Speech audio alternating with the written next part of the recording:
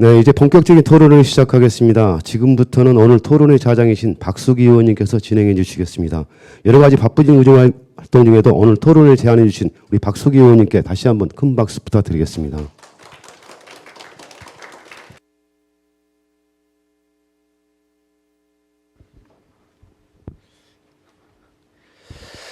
네, 반갑습니다. 정말 여러 일정이 바쁘실 텐데 오늘 토론회에 참석해 주셔서 감사드립니다. 2030 포럼은 앞서 이민철 이사님께서 말씀하셨듯이 2030년을 준비하면서 우리 광주의 미래 의제를 발굴하고 여러 가지 해결 방안을 찾자는 취지에서 2022년 7월에 저희가 시작을 했고요. 지금까지 2년 동안 10차 정도 토론을 진행했었습니다. 그래서 그동안 바쁘게 좀 달려왔습니다만 최근 또 몇 개월 정도 잠깐 휴식기를 가지고 다시 시작을 하게 되었습니다. 오늘 토론회를 이제 제안하고 어떤 주제에 대한 계기는 사실 여러 제일 많이 나오는 이야기들 중에 먹고 살기 힘들다 이런 말씀도 많이 하시잖아요. 그래서 저도 현재 시민들 만나면서 정말 이 경제 산업에 대해서 너무 힘들기 때문에 그 부분에서 시민들의 목소리를 듣고 어떻게 해야 답이 될까 이런 답답함이 사실 컸습니다. 근데 이제 지난 2년 동안 의정 활동을 하면서 나름 여러 가지 뭔가를 한다고 했지만 한계도 많이 있었고 제가 가지고 있는 지식에 대한 한계도 많이 어려움이 좀 부딪히는 상황에서 뭔가 해안을 좀 찾고 싶다. 그래서 우리 지역에 정말 지혜를 가지신 분들의 지혜를 또 듣고 또 광주시만 국한된 게 아니고 전국적으로 또 유명하신 이 분야 전문가를 모셔서 또 한번 또 지혜를 좀 빌려보고 싶고 또 그것을 현장에서 이것을 행정으로 집행하시는 최고 또 책임자를 모셔서 한 말씀 듣고 싶다 이런 취지로서 오늘 토론을 좀 제안드렸고요. 이런 제안에 또 가감없이 이렇게 흔쾌히 응해주신 오늘 발제자 우리 분들께 다시 한번 진심으로 감사의 말씀드리겠습니다. 오늘 토론회는 앞서 사회자께서 말씀하셨듯이 전반적으로 이런 순서로 진행될 것이고요. 본격적 토론에 앞서서 우리 이제 네이빙 소개 때 조금 한두 분 더 소개를 해드려야 될 것 같아서 소개를 좀 드리겠습니다. 광주의 소상공인들의 여러 가지 어떤 지원과 그리고 경제에 대해서 상당한 어떤 열정과 여러 가지 어떤 지혜를 가지시고 열심히 활동하고 계십니다. 사실 스카웃, 강희정 시장님께서 특별히 스카웃 하신 걸 알고 있는데요. 광주 경제진흥 상생 일자리 재단 김현성 이사님 오셨습니다. 고맙습니다. 네. 그리고 저희가 2030 포럼에 이제 운영위원이 있습니다. 운영위원이 이제 저희가 일반 운영위원도 계십니다만 우리 9대 시의원님도 함께 계시거든요. 그래서 또 나란히 또 앉아 계시네요. 앞서 소개해드린 이기순 전반기 부의장님도 저희 2030 포럼 운영위원이셨고요. 또 후반기 부의장을 또 역할을 하게 되실 최은지 의원님도 저희 2030 포럼 운영위원이십니다. 다시 한번 소개해드리겠습니다. 고맙습니다. 네, 그 외에 우리 이명도 의원님이나 박필수 의원님들도 계시는데 아마 조금 이따가 오실 것 같습니다. 혹시 최은지 의원님 한 말씀 하시겠습니까? 최은지 부의장님, 예, 부의장님이시니까, 예, 혹시 한 말씀, 예, 네, 네. 운영위원입니다. 사실 그런데 2030 포럼에서 이렇게 아니요 마이크까지 안 줘도 되는데 네 반갑습니다. 이번에 후반기 부의장 직책을 맡게 된 최은지 의원입니다. 반갑습니다. 네 제가 2030 포럼 운영위원으로 처음에 함께 출발을 했었는데요. 그동안 이제 수많은 토론회를 개최하면서 정말 이제 광주에 도움이 되는 우리 전략들에 대해서 많이 고민을 했던 것 같습니다. 오늘 특히 이제 광주의 미래를 앞으로 어떻게 이끌어 갈 것인가에 대한 굉장히 중요한 시간이라고 저는 생각하고 있습니다. 그래서 오늘 여러분들께서 해주신 말씀들 잘 귀담아 듣고 우리 의회도 우리 광주 미래를 위해서 함께하는 의회로 거듭날 수 있도록 최선을 다해서 함께 협조하겠습니다. 감사합니다. 네, 네 최은지 부의장님 고맙습니다. 네. 네, 본격적인 토론을 시작하겠습니다. 오늘 토론회는 그동안 이제 토론회는 일단 발제자의 말씀을 듣고 발제를 듣고 서로 이제 질의응답 토론을 이렇게 주고받는 게 있었는데요. 오늘 포럼은 그것보다는 실제 이제 여러 가지 지혜나 해안들을 좀 듣고자 이렇게 주최한 겁니다. 그래서 토론의 시간보다는 발제자의 말씀을 좀 깊게 듣는 시간을 갖고 그리고 토론은 좀 짧게 질의응답식으로 진행을 하겠습니다. 첫 번째 발제를 모시겠습니다. 광주 이 산업에 대한 전략의 컨트롤 타워 있죠. 광주 테크노파크의 김영집 원장님을 모셔서 광주 산업 현황과 발전 전략에 대한 말씀을 듣도록 하겠습니다. 큰 박수로 모시겠습니다.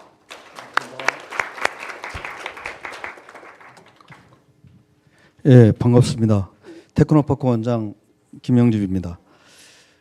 사실 오늘 아침에 제가 그 전남일보의 그 민선 8기 광주 산업정책 괄목이라고 하는 제목의 칼럼을 기고를 했었는데 보통 산업정책이 굉장히 먹고 사는 문제로 중요한 문제임에도 불구하고 경제 통계가 많이 나오고 이게 뭐 잘 되고 있는지 이게 정확히 좀 진단하기가 어려워서 사람들이 그 여론의 주제로 잘 안 다룹니다. 그래서 잘해도 못한 듯, 못해도 대충 그렇게 되는 듯 하는 이런 분위기였는데 이렇게 강주시의회 후반기에 의해서 첫 번째 포문을 여는 주제로 저희 전략산업의 미래라는 정책 주제를 다뤄주는 것에 대해서 시의회에 너무나 감사하게 생각합니다.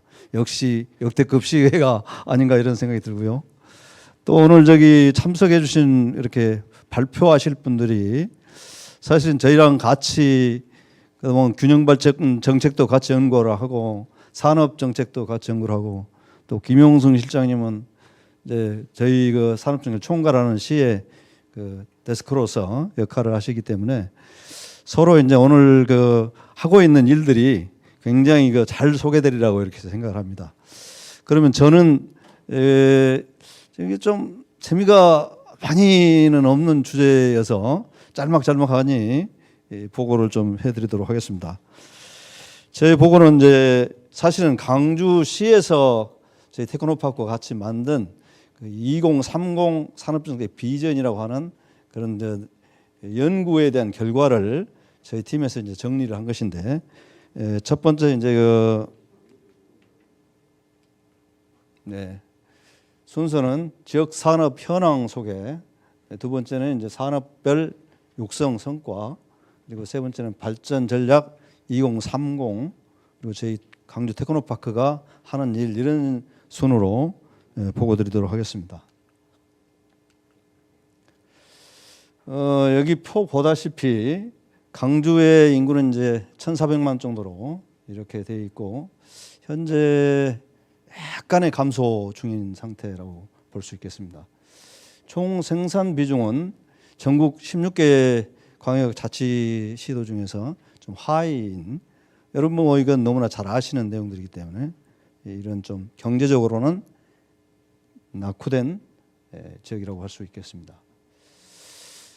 산업 구조 면에서도 보면은 저희가 이제 2차 산업, 3차 산업 비중이 도시 비중에서는 큰 구성인데 3차 산업 비중이 좀 높은 도시로 되어 있습니다.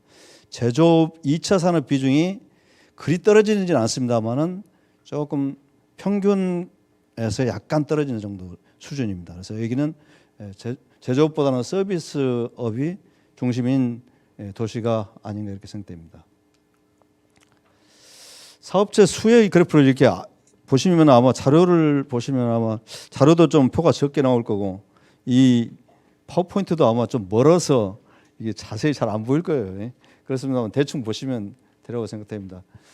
제조업체 중에서 어떤 산업 비중이 이렇게 크냐 이렇게 나타나는 것을 나타내는 순인데 저기 보면 이제 녹색기로 되어 있는 저 부분이 제일 많은 비중인데 좀 뿌리 산업이라고 하는 비중입니다. 이 전통적인 제조업 기존 금형 산업이나 기타 이런 것들이 있고 그 다음에 이제 모빌리티라고 여러분이 잘 아시는 자동차 관련 산업이 두 번째로 좀 비중이 많고 그 다음에 이제 나타나는 것들이 이제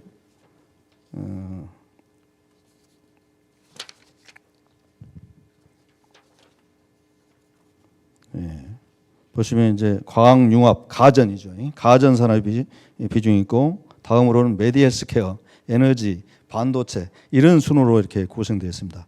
종사자 수는 역시 강주가 자동차 도시인 만큼 자동차 산업, 모빌리티 비중이 높게 나타나 있고 생산력도 역시 모빌리티에 많고 부가가치도 역시 많게 나타나 있습니다.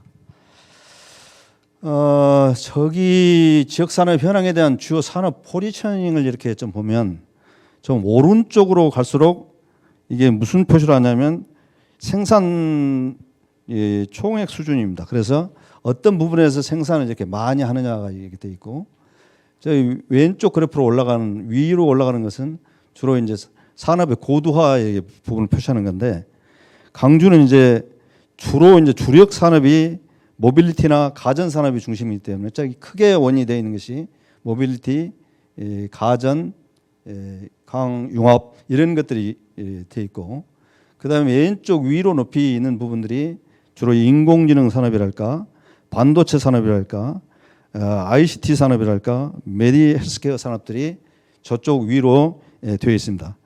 가장 위쪽에 이제 우상이 이제 미래 산업인데, 미래 산업이 되면서도 생산 비중이 좀 높으려고 하면은 저리 더 올라가야 되는데, 저래야 이제 가장 그 이상적인 결과가 이제 도출되는데, 지금 우리 모빌리티 산업이 미래 산업으로 도약을 할 준비를 하고 있지 아직은 아니기 때문에 밑에 부분에 좀 쳐 있는 거고, 반면에 AI 산업이나 이런 것들은 매우 첨단화되어 있는 산업임에도 불구하고 아직 총 생산 비중은 좀 떨어지기 때문에 오른쪽으로 좀 못 가고 있는 실정입니다. 그래서 포지셔닝이 현재는 미래 산업이 주축을 이루고 있다보다는 그걸로 가기 위한 과정인 것을 볼 수 있는 표입니다.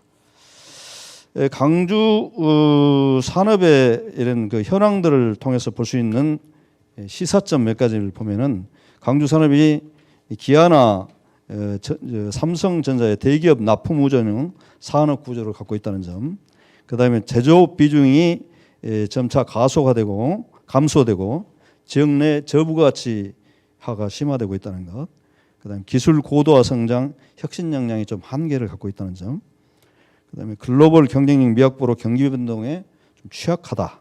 청년 인구가 수도권으로 집중됨에 따라서 청년 인구가 유출이 되고 정주 여건이 다소 좀 미흡하다. 산업 문화 용성 기반이 좀 마련될 필요가 있다. 이런 것들이 시사점으로 도출되고 있다고 볼 수 있겠습니다. 참고로 이렇게 보시면은 여기서 제가 표를 아까 보다 보니까 잘못된 통계가 하나 있어가지고, 여러분 몇 페이지 보시면 지역 산업 현황 그 산업 구조에 보면 제조업, 서비스업으로 나눠져 있는 부분이 있는데, 제조업을 1조 원으로 써놨는데 이게 1조 원이 아니고 제조업이 11조 원입니다. 11조. 일자가 하나 빠졌더라고요. 11조 원이고 서비스업이 28조 원. 강주에서는 그렇게 비중이 된다.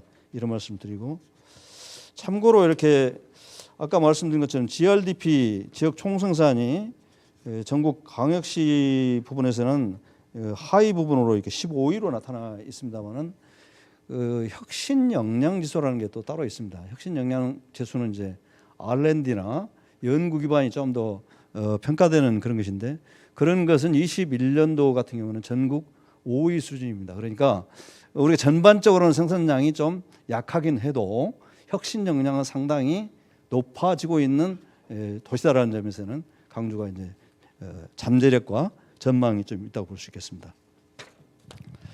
이제 산업별로 이렇게 좀 보시면은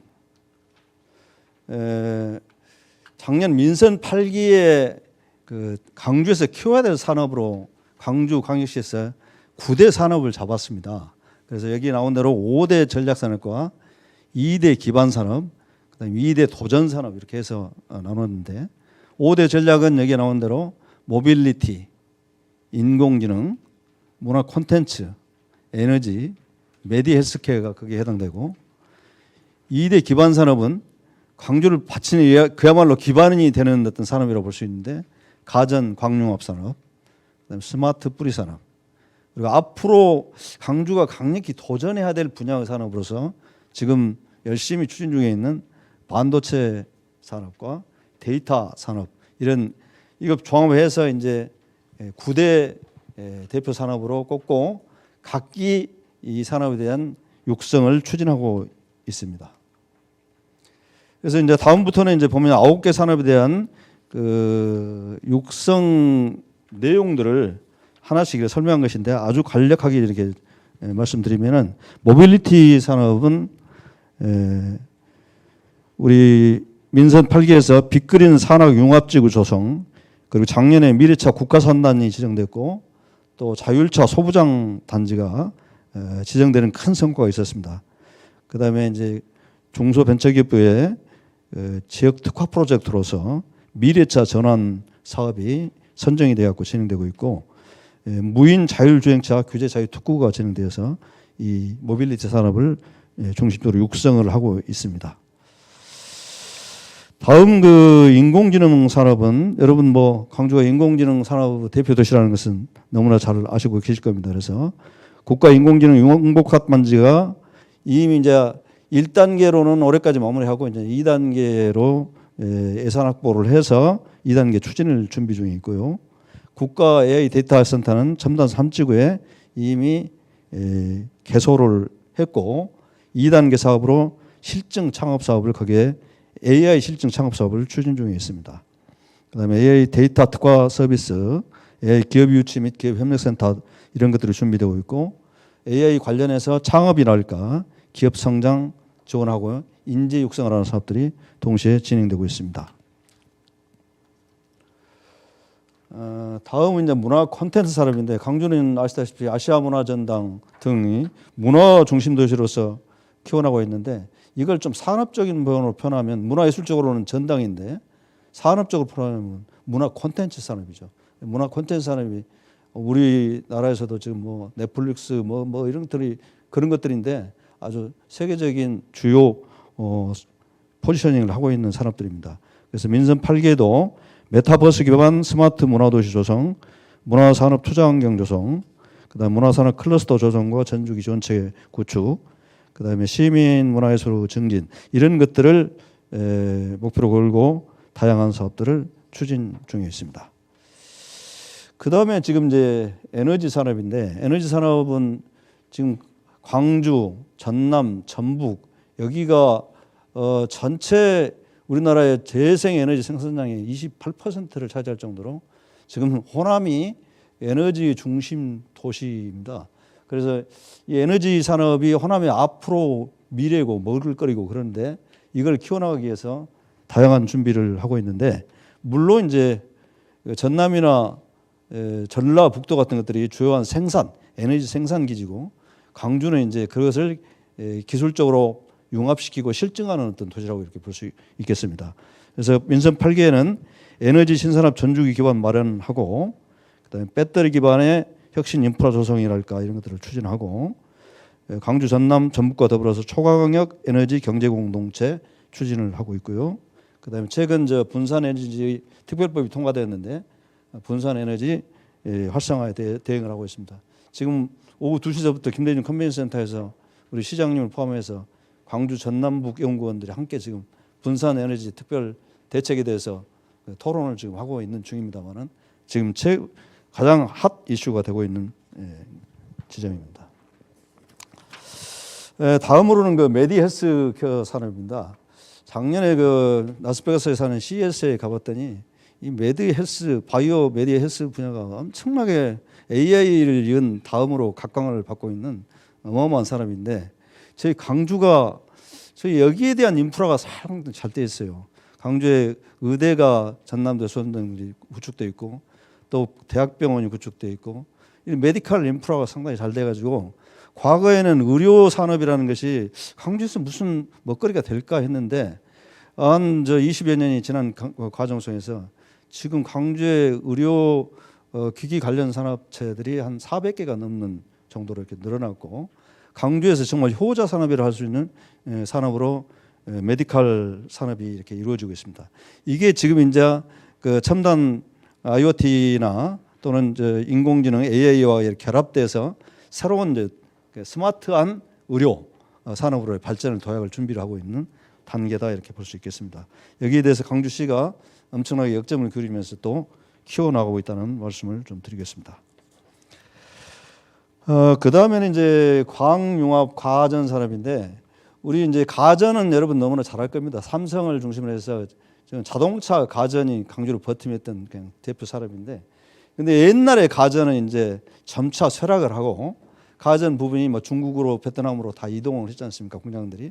그래서 옛날 가전은 이제 안 되고 이제는 새로운 기술과 결합되는, 그래서 우리가 강주가 광산업 도시라고 했는데 광 기술과 가전을 결합하는 문제랄까, AI와 가전을 결합하는 이런 그 가전, 이런 산업으로서 육성을 준비를 계속 하고 있다. 그래야 이제 이 가전 산업이 그냥 망하지 않고 강주에서 더 성장하는 산업으로 될 수 있기 때문에 그렇게 준비하고 있다, 이런 말씀 드리겠습니다. 스마트 뿌리 산업은 이제 강주의 옛날부터 전통 제조업 저류를 이루는 금형 산업 등 기타 이런 그 기본 제조 산업들을 이렇게 말하겠습니다. 이런 산업은 아주 노후화되고 과거의 산업이기 때문에 지금 디지털 전환이 필요한 지경이어서 지금 이쪽에서 일하는 사람들은 주로 이제 동남아에서 오신 근로자들이 주로 많이 일을 하고 있는데, 이런 체제로는 이제 안 되니까 공장의 스마트화를 계속 진행하면서 공장 자동화를 진행 중에 있습니다. 또 로봇 시스템을 도입해서 이런 우리가 갖고 인력이 좀 부족하기 때문에 로봇이 그걸 대행할 수 있도록 스마트 산업을, 뿌리 산업을 키워나가고 있다, 이런 말씀드립니다. 다음은 이제 반도체 산업인데요. 반도체는 이제 강주에 엠코라고 하는 반도체 공장도 있습니다만은, 반도체가 이제 우리가 도전해야 될 산업입니다. 그래서 작년에 강주하고 전남이 함께 노력해서 반도체 특화단지를 정부에 신청했습니다만은 정부가 너무 수도권에 빠져가지고 우리 그 강주를 좀 무시해서 선정이 되지 못했습니다만은, 앞으로 계속 반도체를 좀 키워놨습니다. 반도체가 이제 이른바 산업의 쌀이라고 이렇게 표현되는, 앞으로 미래 산업의 모든 기본으로 들어가야 될 것들이 반도체이기 때문에 이 반도체를 어디서 키우냐 하는 것이 그 지역의 성패를 좌우할 수 있다고 봅니다. 그래서 강주가 반도체를 어쨌든 키워야 된다, 이렇게 생각하면서 우리 대학에다 반도체 연구소도 만들고 반도체 학과도 만들고 또 반도체 특화단지가 떨어졌습니다만은 반도체 R&D 사업들을 강주에 유치하려고 굉장히 노력 중에 있습니다. 그 다음에 이제 데이터 산업도 여기도 이제 도전 산업으로 이렇게 되어 있는데, 아까 말씀드린 대로 첨단 3단지에다가 인공지능 그 데이터 센터를 구축했습니다. 데이터 센터에 가면 어마어마한 규모의 컴퓨터가 돌아가고 있는데, 거기 그 컴퓨터 수준은 이제 그 계산 처리 속도가 세계 8위 정도 되는 규모의 처리 속도를 가지고 있어가지고 일종의 여러분이 갖고 있는 가정용 PC에 비교하다면 그것은 가속기라고 볼 수 있습니다. 어마어마한 큰 용량을 계산을 순식간에 해버리는 단위이기 때문에 엄청난 많은 전력을 소모해서 빠른 속도로 계산을 처리하고 저장하는 그런 능력을 가지고 있는 그런 것이 지금 전국에서는 가장 큰 용량으로 강주에 구축돼서 지금 가동 중에 있다, 이런 말씀을 드리고, 이것을 활용해 가지고 강주 데이터 산업을 어떻게 키워나갈 것인가, 이런 것이 저희의 이제 일이라고 볼 수 있겠습니다. 자, 시간이 이게 뭐 내용이 많아서 뭐 길게 갑니다. 그래서 더 이제 짧게 하도록 이렇게 하겠습니다. 발전 전략은 이제 아까는 이제 현황과 각 산업별 육성 과정이었다고 한다면, 이번에 이제 저희가 세운 2030 비전을 보면은 2030년도까지 강주가 미래 산업의 기회도시가 되도록 하자. 그래서 그걸 실현하기 위해서 첨단 기술이 선도하는 도시, 그 기술력이 있어야 되고, 두 번째는 그 속에서 혁신 기업이 성장하는 도시, 기업이 살아나야 되고, 그 다음에 그걸 받쳐줄 수 있는 창의 인재가 모이는 도시, 즉 인력이 육성되는 이 세 가지, 기술과 기업과 인재가 바탕이 되어서 2030년을 좀 준비해 나가도록 하자, 그런 내용입니다. 그래서 30년 미래상은 글로벌 미래 산업 중심 도시로서 도약을 하고 고부가치 산업 전환을 이뤄내고 지속 가능한 성장 동력을 확보를 하자, 이렇게 되어 있습니다. 다음 이제 그 실행 방안을 보면은, 이 실행을 위해서 아까도 말씀드렸습니다만은 초격차 선도 기술 확보를 통해서 과감한 투자를 하고 융복합 신기술 구현을 뒷받침하는 시험 인증 사업을 많이 투자를 하고, 그 다음에 신기술 상용화 지원으로 글로벌 시장 개척을 선도하는 이런 방법을 통해서 아까 같은 목표를 좀 이루어내자, 그런 내용이고요. 이제 실행 방안 그 첫 번째 기술에 관련됐다면 이제 두 번째로는 그 기업에 관련된 부분들을 보면은 기업은 실증 기반 기업 지원으로 혁신 기업이 태어나고 성장하는 광주를 만들자. 그래서 광주를 호남 최대의 창업 거점을 조성해서 지금 저 광주 앞에다 만들고 있습니다. 그거를 하고 그다음에 지역 혁신 기업의 글로벌 선도 기업으로 성장을 이루어내고 최근 광주의 라이다를 만드는 에소스랩이 상장에 성공했습니다. 성공하자마자 6조 원의 자금을 끌어들였는데 성공했는데 이런 것들이 이제 광주의 기술력을 바탕으로 해가지고 이제 글로벌 기업으로 성장하는 도약을 이루는데 이런 것들이 이제 앞으로 줄줄이 대기 중에 있습니다. 그래서 이렇게 키워나가게 되면은 광주가 혁신 기업들이 글로벌 선도 기업으로 성장할 수 있겠다 그런 내용이고요. 그다음에 미래 먹거리 신산업으로 조성을 좀 하겠다. 그다음에 광주를 실증 도시, 즉 테스트 베드로 활용해서 실증 기반을 조성을 하겠다 이런 방안이고. 그다음에 세 번째 인재 요소를 보면은 아무래도 제일 중요한 게 사람 아니겠습니까? 그래서 창의 인재가 모이는 도시로 만들자. 그래서 미래 혁신을 선도할 청년들을 양성하자.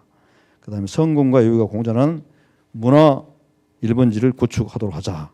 그래서 이제 아시아 캐릭터랜드랄까, 실감 콘텐츠 테마파크랄까 이런 것들 통해서 하고, 그다음에 무엇보다 중요한 것은 청년들이 뭐 여기가 광주가 그냥 미워서 떠나겠습니까? 일자리도 없고 정주 여건이 별로 안 좋으니까 떠나겠죠. 그래 정주 여건들을 좋게 만들어 가지고 산업과 도시가 동반 성장하는 정주 여건이 좋은 도시로 만들자 이런 내용입니다. 자, 다음에는 이제 9대 산업을 다시 돌아와서 이거를 이제 2030 비전에서 키우는 전략을 지금 이렇게 했는데 요걸 또 다 설명하려니 참 그 시간도 걸리고 좀 난해합니다. 그래서 한 줄씩만 좀 읽어보도록 하면은 미래 모빌리티 기술 서비스 융합 도시로서 우선 광주를 발전시켜 나가도록 하겠다 그런 것이고, 그다음에 글로벌 인공지능 혁신 중심 도시로 광주를 계속 키워나가겠다 그런 거고요. 그다음에 그 문화 분야에서 뉴 콘텐츠 대표 도시로서 광주를 키워나가겠다 이렇게 돼 있고, 뭐 각 밑에 부분에서는 추진 전략이 좀 나와 있습니다. 참고하시고요. 그다음에 이제 에너지 분야에서는 지능형 분산 에너지 중심 에너지 특화 도시로서 광주를 키워나가겠다 그런 말씀. 그다음에 아까도 말씀드린 의료 산업이 굉장히 중요하다고 말씀드렸는데 2035년 글로벌 메디헬스케어 대표 도시로서 광주를 키워 나가도록 하자 그런 거고, 그다음에 과학 융합 산업, 가전 산업 분야에서는 좀 쪼개서 보면 과학 산업은 글로벌 수준의 기술 확보를 통해서 과학 융합 기술의 선도 국가로 좀 부상시켜 나가도록 하자 이런 내용이고요. 그 뭐 한 가지만 말씀드리면 광주가 광통신 부분이 굉장히 유명한데 그동안 중국한테 엄청 저가의 경쟁에 밀려가지고 지금 광주 광산업이 약간 정체 상태입니다. 근데 이 세계가 첨단 AI가 될수록 이 오히려 광통신 부분으로는 훨씬 국가적으로 중요한 기반이 됩니다. 광통신 선로를 깔아야 되기 때문이거든요. 그래서 이거는 광주가 조금만 더 계속 업그레이드를 하고 그러면은 세계 각국에서 이 광통신 파이브를 안 살 수가 없는 겁니다. 그래서 이런 것들을 우리가 기본적으로 계속 노력을 좀 해나가고 또 융합시켜 나가겠다 그런 말씀입니다. 그다음에 아까 말씀드린 가전산업 분야도 AI를 결합시켜서, 그래서 지금 우리가 AI를 결합한 홈 로봇 가전 산업 같은 것이랄까 이런 것들을 적극적으로 육성을 하고 있는데 그런 걸 더 강화시켜 나가겠다는 말씀이고, 그다음에 뿌리 산업 같은 경우도 디지털화, 그다음에 스마트화 이런 걸 통해서 대전환을 좀 이루어 나가자 이런 내용입니다. 반도체 산업은 미래 경쟁을 주도하는 반도체 밸류체인의 차세대 거점을 육성을 하겠다 이렇게. 그래서 우선은 좀 연구 기반 같은 걸 오히려 더 조성하고 인력 같은 것들을 조성해서 그걸 밑바탕 삼아서 반도체가 결국은 광주로 올 수밖에 없도록. 용인에 지금 반도체 공장을 윤석열 정부가 이렇게 지으려고 하는데 잘 안 됩니다. 왜 안 되냐면 전력이 공급이 안 됩니다. 송전을 깔아야 되는데 그 도시다 어떻게 깔겠어요 그걸. 그다음에 이제 그 용수가 문제인데 물이 또 공급이 잘 안 됩니다. 근데 그런 여건을 광주는 다 잘 갖추고 있습니다. 그래서 광주가 계속 버티고 있고 발전시켜 나가면 결국 광주의 AI 반도체 분야랄까 이런 것들은 투자가 될 것이라고 보고 있습니다. 또 한전을 비롯한 그 신재생 에너지도 광주 전남 북이 생산 기지이기 때문에 전력 반도체들도 계속적으로 강조의 수요가 있을 거라고 보고 있고, 전력 반도체는 우리가 두 가지 또 사용처가 있지 않습니까? 우리 저 기아자동차랄까 GGM이 전력 반도체 소비처예요. 또 가전 공장의 삼성이랄까 이런 것들이, 한국알프사 이런 것들이 그 전력 반도체 소비처입니다. 그래서 여기는 우리는 생산과 소비를 동시에 할 수 있는 매우 좋은 여건을 갖고 있기 때문에 이게 이제 지금은 까마득한 미래처럼 보이지만은 앞으로 10년 지난 미래에서는 매우 중요하게 우리가 주요 산업으로 포지셔닝 할지도 모르겠다는 생각을 갖고 추진을 좀 한다고 볼 수 있겠습니다. 그리고 이제 데이터 산업, 아까 말한 대로 디지털 도시 조성 이렇게 돼서 지금 현재 2030년 대비 각 산업을 이렇게 키워나가고 있다, 이런 말씀을 드립니다. 다음으로는 마지막 부분인데 강주 테크노파크에 대한 역할을 좀 말씀드리겠습니다. 이러한 그 2030의 이제 비전이랄까 지역 산업을 육성시키기 위해서 저희 테크노파크는 이제 산업 과학의 그 말하자면 연구 기본 거점 역할을 하는 기관입니다. 그래서 우리 산업이 어떻게 만들어지고 또 그것이 어떻게 육성되어야 할지 중심 거점 기관으로서 역할을 하고, 또 광주의 과학 기술을 어떻게 향상시키고 과학 기술 연구 기반을 어떻게 형성시킬 것인가를 집중적으로 연구 계획하는 그런 거점 기관으로서 역할을 하고, 그를 통해서 비전을 제시해 나가도록 이렇게 노력하고 있습니다. 그 다음에 이제 혁신 기반의 대내 협력을 강화하기 위해서 우선 지산학연 협력 체제를 좀 강화를 하고 있고, 그 다음에 이제 앞으로 저희가 그 강주시가 합니다만은 교육부가 내년부터 그 지방 교육 재정을 지방 자치단체에다 다 분권화 시킵니다. 그래서 내년부터는 대학 지원 예산을 지자체가 수행하게 되는데 저희 테크노파크가 거기에 전담 기관으로 지정이 되어서 그런 사업들도 추진하면서 대학과 산업 간의 연계 협력을 훨씬 더 강화시켜 나가도록 이렇게 할 거다, 이런 말씀을 드립니다. 그 다음에 이제 저희가 중요한 것은 우리 테크노파크는 역시 산업 정책을 만들 뿐만 아니라 산업을 직접 육성하고 기업들을 지원하는 일이 주 역할이기 때문에 현장 수요 기반의 기업 육성 및 중소기업들이 위기 요인이 많기 때문에 위기 대응을 강화시키고, 그 다음에 아까 말씀드린 대로 이 지금 현재 수준의 기업 기술 수준을 갖고는 미래를 내다볼 수 없기 때문에 우리 기업들의 기술 혁신 역량을 증진시키고 실전 기반을 강화시켜서 기업이 좀 새로운 기술을 갖는 기업으로 성장하도록 돕는 이런 역할들을 할 것이고, 또 강주가 정말 기업하기도 좋은 도시, 창업이 활발한 도시, 그런 기회 도시로 만들기 위해서 창업 기업들을 만들고 그 투자를 확대하는 이런 역할들을 하는 기관으로서 역할을 최선을 다할 생각입니다. 성장, 혁신, 융합, 협력의 테크노파크가 되도록 열심히 노력하겠습니다. 고맙습니다.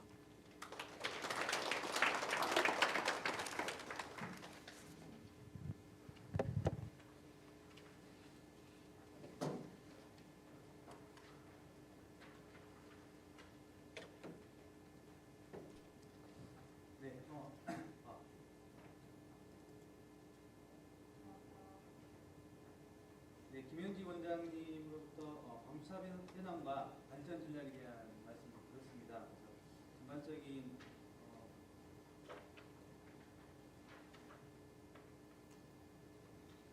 방수 현황을 보고 우리가 2030년까지 미래 전략 과제로서 시에서 중점 부여를 들었는데요. 조금 다음에 자료 좀 만들 때가 좀 크게 만들겠습니다. 저도 좀 보기가 힘드네요. 여러 가지 좀 자료들이 많이 있는 것 같아서 다시 한번 살펴볼 수 있는 기회가 된 것 같습니다. 다시 한번 김영기 원장님께 감사의 박수 부탁드리겠습니다.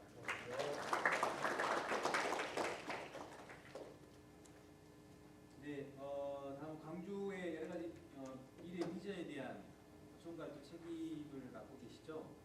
광주연구원의 첨단산업 도시연구실장이신 한경록 실장님으로부터 광주 전략산업 여건 변화와 발전 과제에 대한 발제를 듣도록 하겠습니다. 뜨거운 박수 부탁드리겠습니다.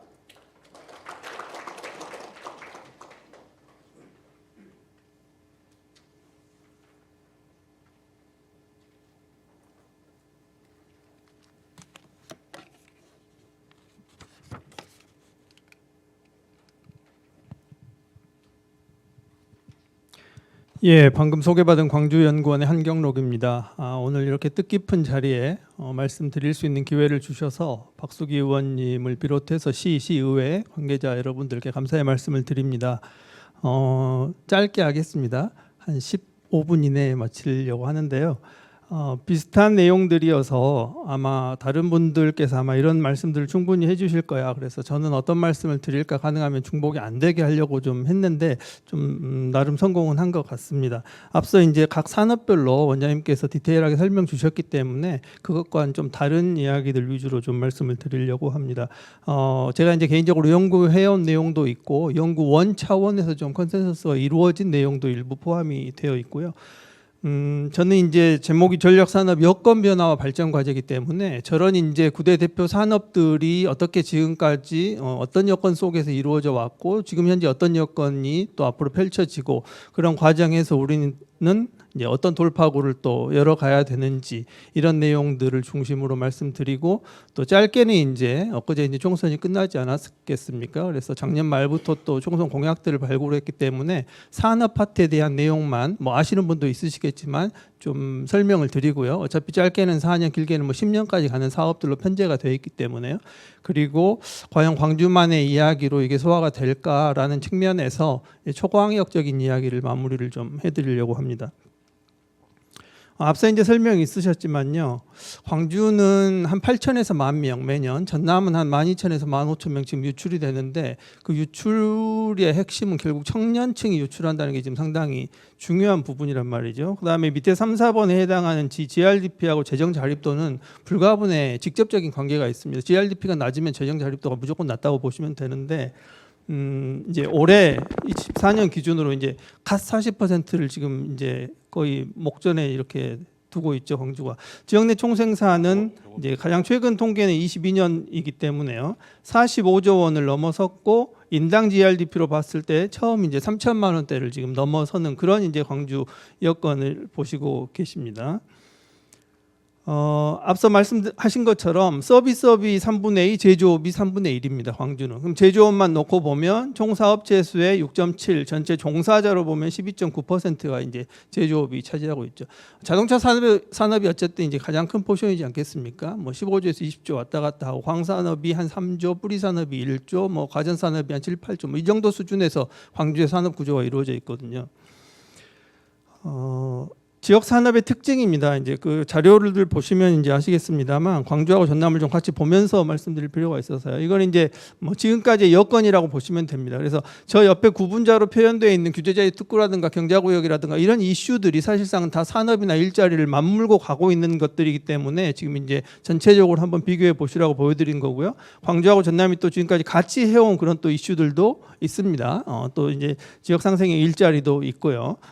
9대 대표 산업이 그냥 나온 건 아니고 저기 있는 것처럼 민선 7기 때 이제 11대 산업인데 그 중에 2개가 이제 이렇게 그룹핑이 되면서 9대 대표 산업으로 또 정제가 됐다. 뭐 이제 이런 히스토리들이 있고요.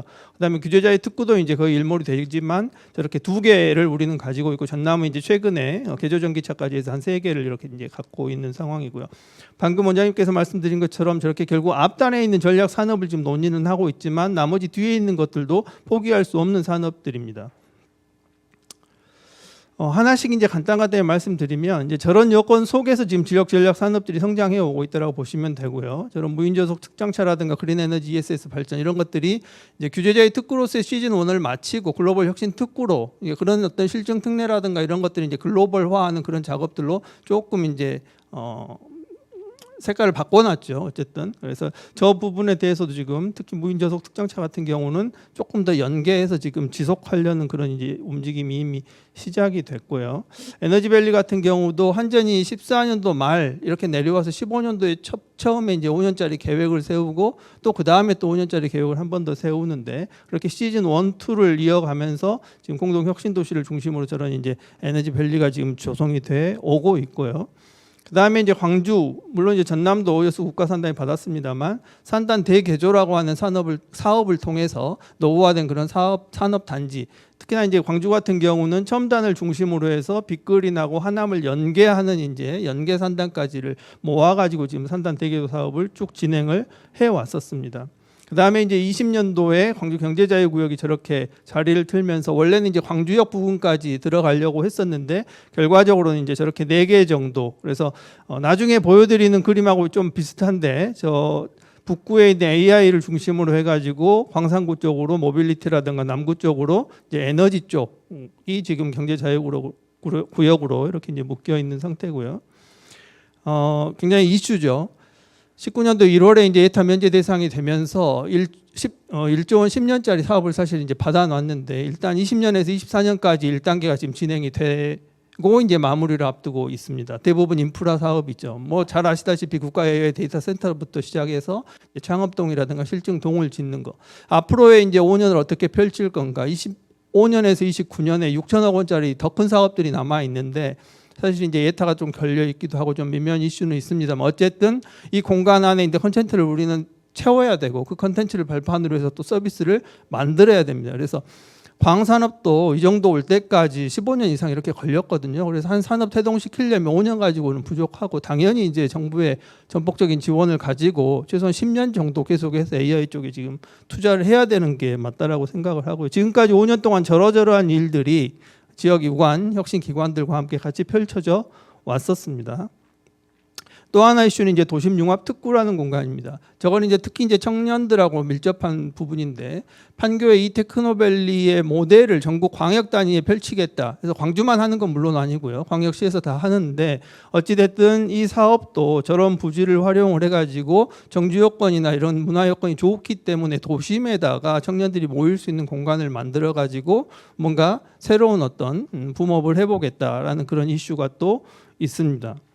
또 하나는 창업밸리죠. 아까도 원장님께서 말씀하셨습니다만 2018년부터 22년까지 최근 한 5년 정도에 국토부라든가 산업부라든가 중기부를 통해서 저 공간에 계속 어떤 사업들이 레이어로 지금 켜켜이 쌓여가고 있습니다. 이제 그런 것들이 곧 이제 모습을 드러낼 상황까지 이제 와 있는데 약간 지금 이제 조금 원래 예정보다는 조성이 딜레이가 되고는 있습니다만 어쨌든 빅골 창업 스테이션을 시작으로 해가지고 그 이후에 계속 R&D를 지원하고 또 글로벌 성장을 시키는 공간까지 이렇게 시리즈로 연계할 수 있는 그런 창업밸리 공간이 이제 저 공간에 또 태동을 할 예정에 있죠.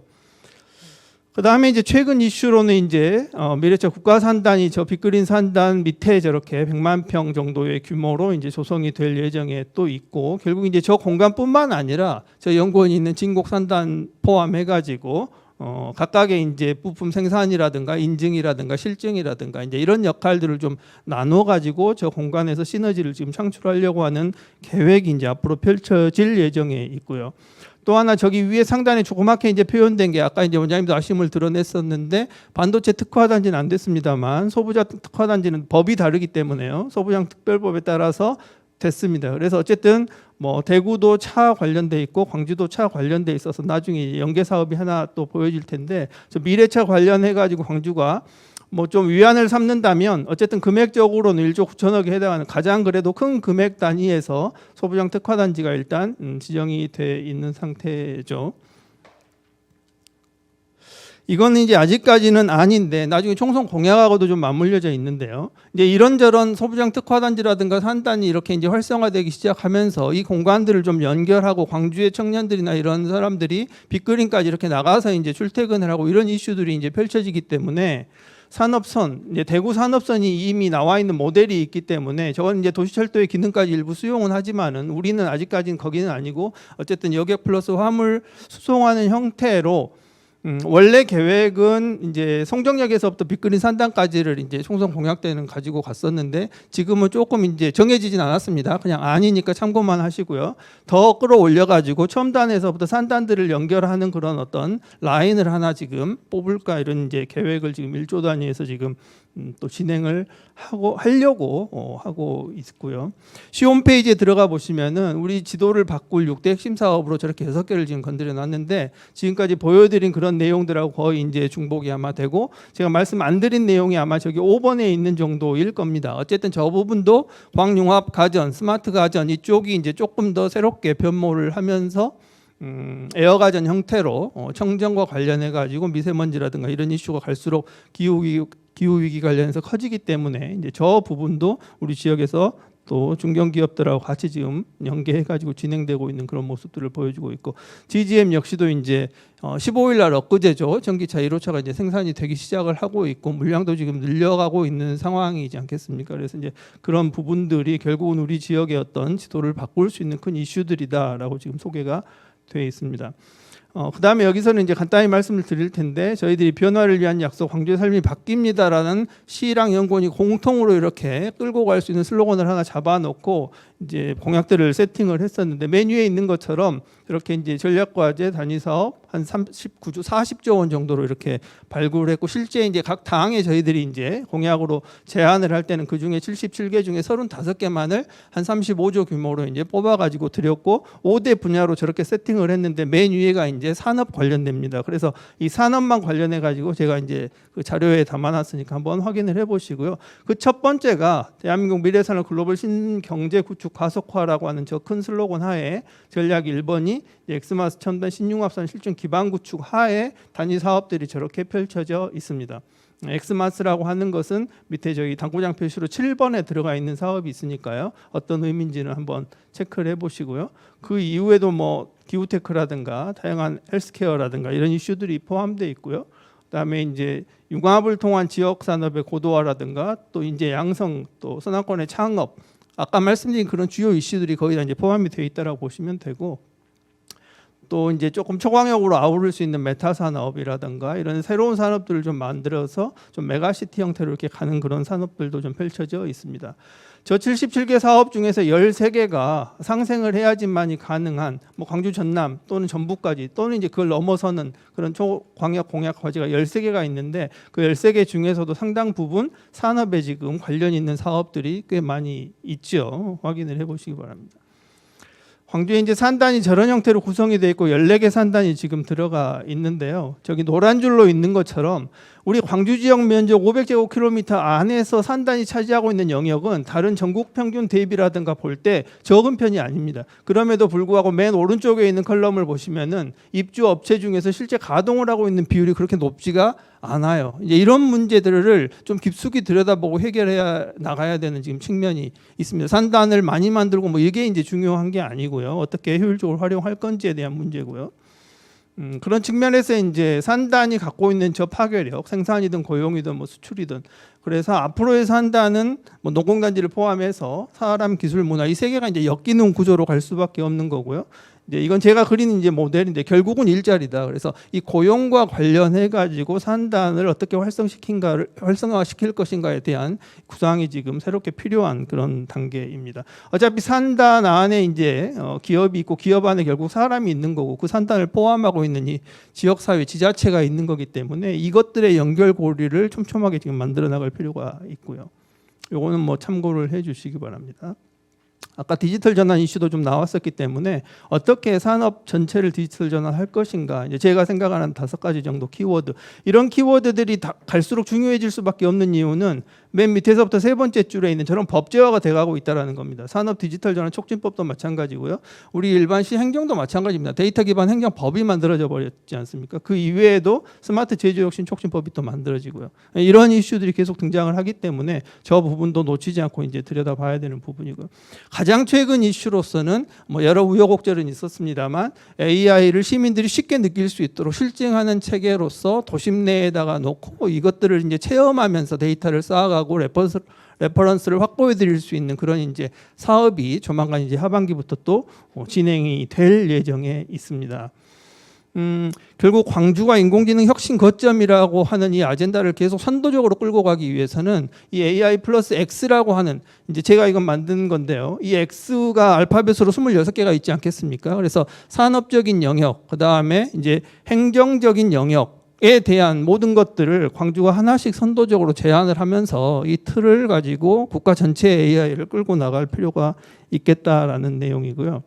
아까 앞서 이제 그 경제자유구역 그림하고 좀 비슷한데, 결국 지금 일단은 AI가 모빌리티, 에너지, 헬스케어 쪽으로 집중은 돼 있지만 저것만 하려고 해서는 안 되겠죠. 아까 원장님 말씀하신 것처럼 문화 콘텐츠 영역도 있고 뭐 광 영역도 있고 굉장히 많은 또 사업 영역이 있을 겁니다. 어찌됐든 광주만의 문제가 아니고 이 북구에 AI를 허브로 해가지고 광산구 쪽 한평영광까지 모빌리티 라인을 빼고 남구 지나서 나주까지 에너지 라인을 빼고 또 동구의 좋은 점은 전남대병원, 조선대병원, 기독병원 이 삼각축이 지금 있다라는 거지 않겠습니까? 그걸 건드리면서 이제 화순까지 백신 특구까지 헬스케어로 끌어내는 그러니까 이런 라인들이 이제 초광역적으로 상생 단위에서 이제 앞으로 더 펼쳐져 가야 되는 그런 이슈가 좀 남아 있기는 합니다.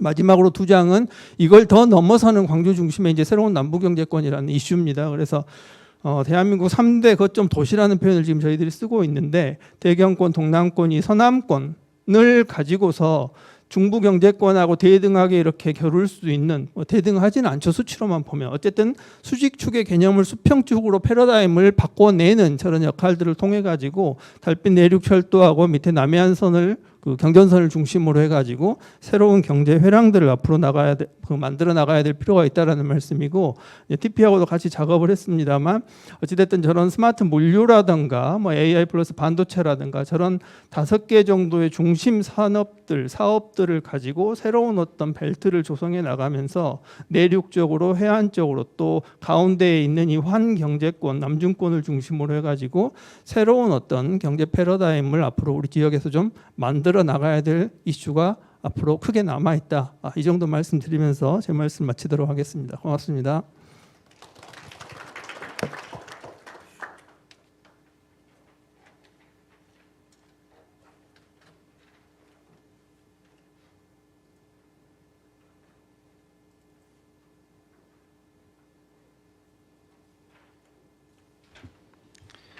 네, 광주 산업 현황을 기본으로 해서 전략 산업에 대한 여러 가지 제안들을 좀 해주셨는데요. 특히 이제 뭐 AI 플러스 X 기반 국가 인공지능 혁신 거점 이 부분은 저희가 한 번 더 살펴볼 또 필요성이 분명히 좀 있을 것 같습니다. 좋은 제안을 해주셔서 진심으로 감사드리고 특히 이제 입주업체 대비 가동업체 비율이 상당히 좀 낮다. 이것도 상당히 주는 시사점이 좀 클 것 같습니다. 이것도 앞으로 우리가 함께 고민해봐야 할 과제일 것 같습니다. 다시 한번 우리 한경록 실장님께 감사의 박수 부탁드리겠습니다. 네, 다음 발제입니다. 사실 우리 박사님 모시기가 상당히 좀 힘들게 모시고 계신 분인데요. 여러 스케줄이 바쁘심에도 오늘 특별하게 시간을 내주셔서까지 광주까지 오셨습니다. 산업연구원 선임 연구인이신 김영수 박사님으로부터 산업대전환기 지역의 성장 동력에 대한 발제 말씀 듣도록 하겠습니다. 뜨거운 박수 부탁드리겠습니다. 네, 반갑습니다.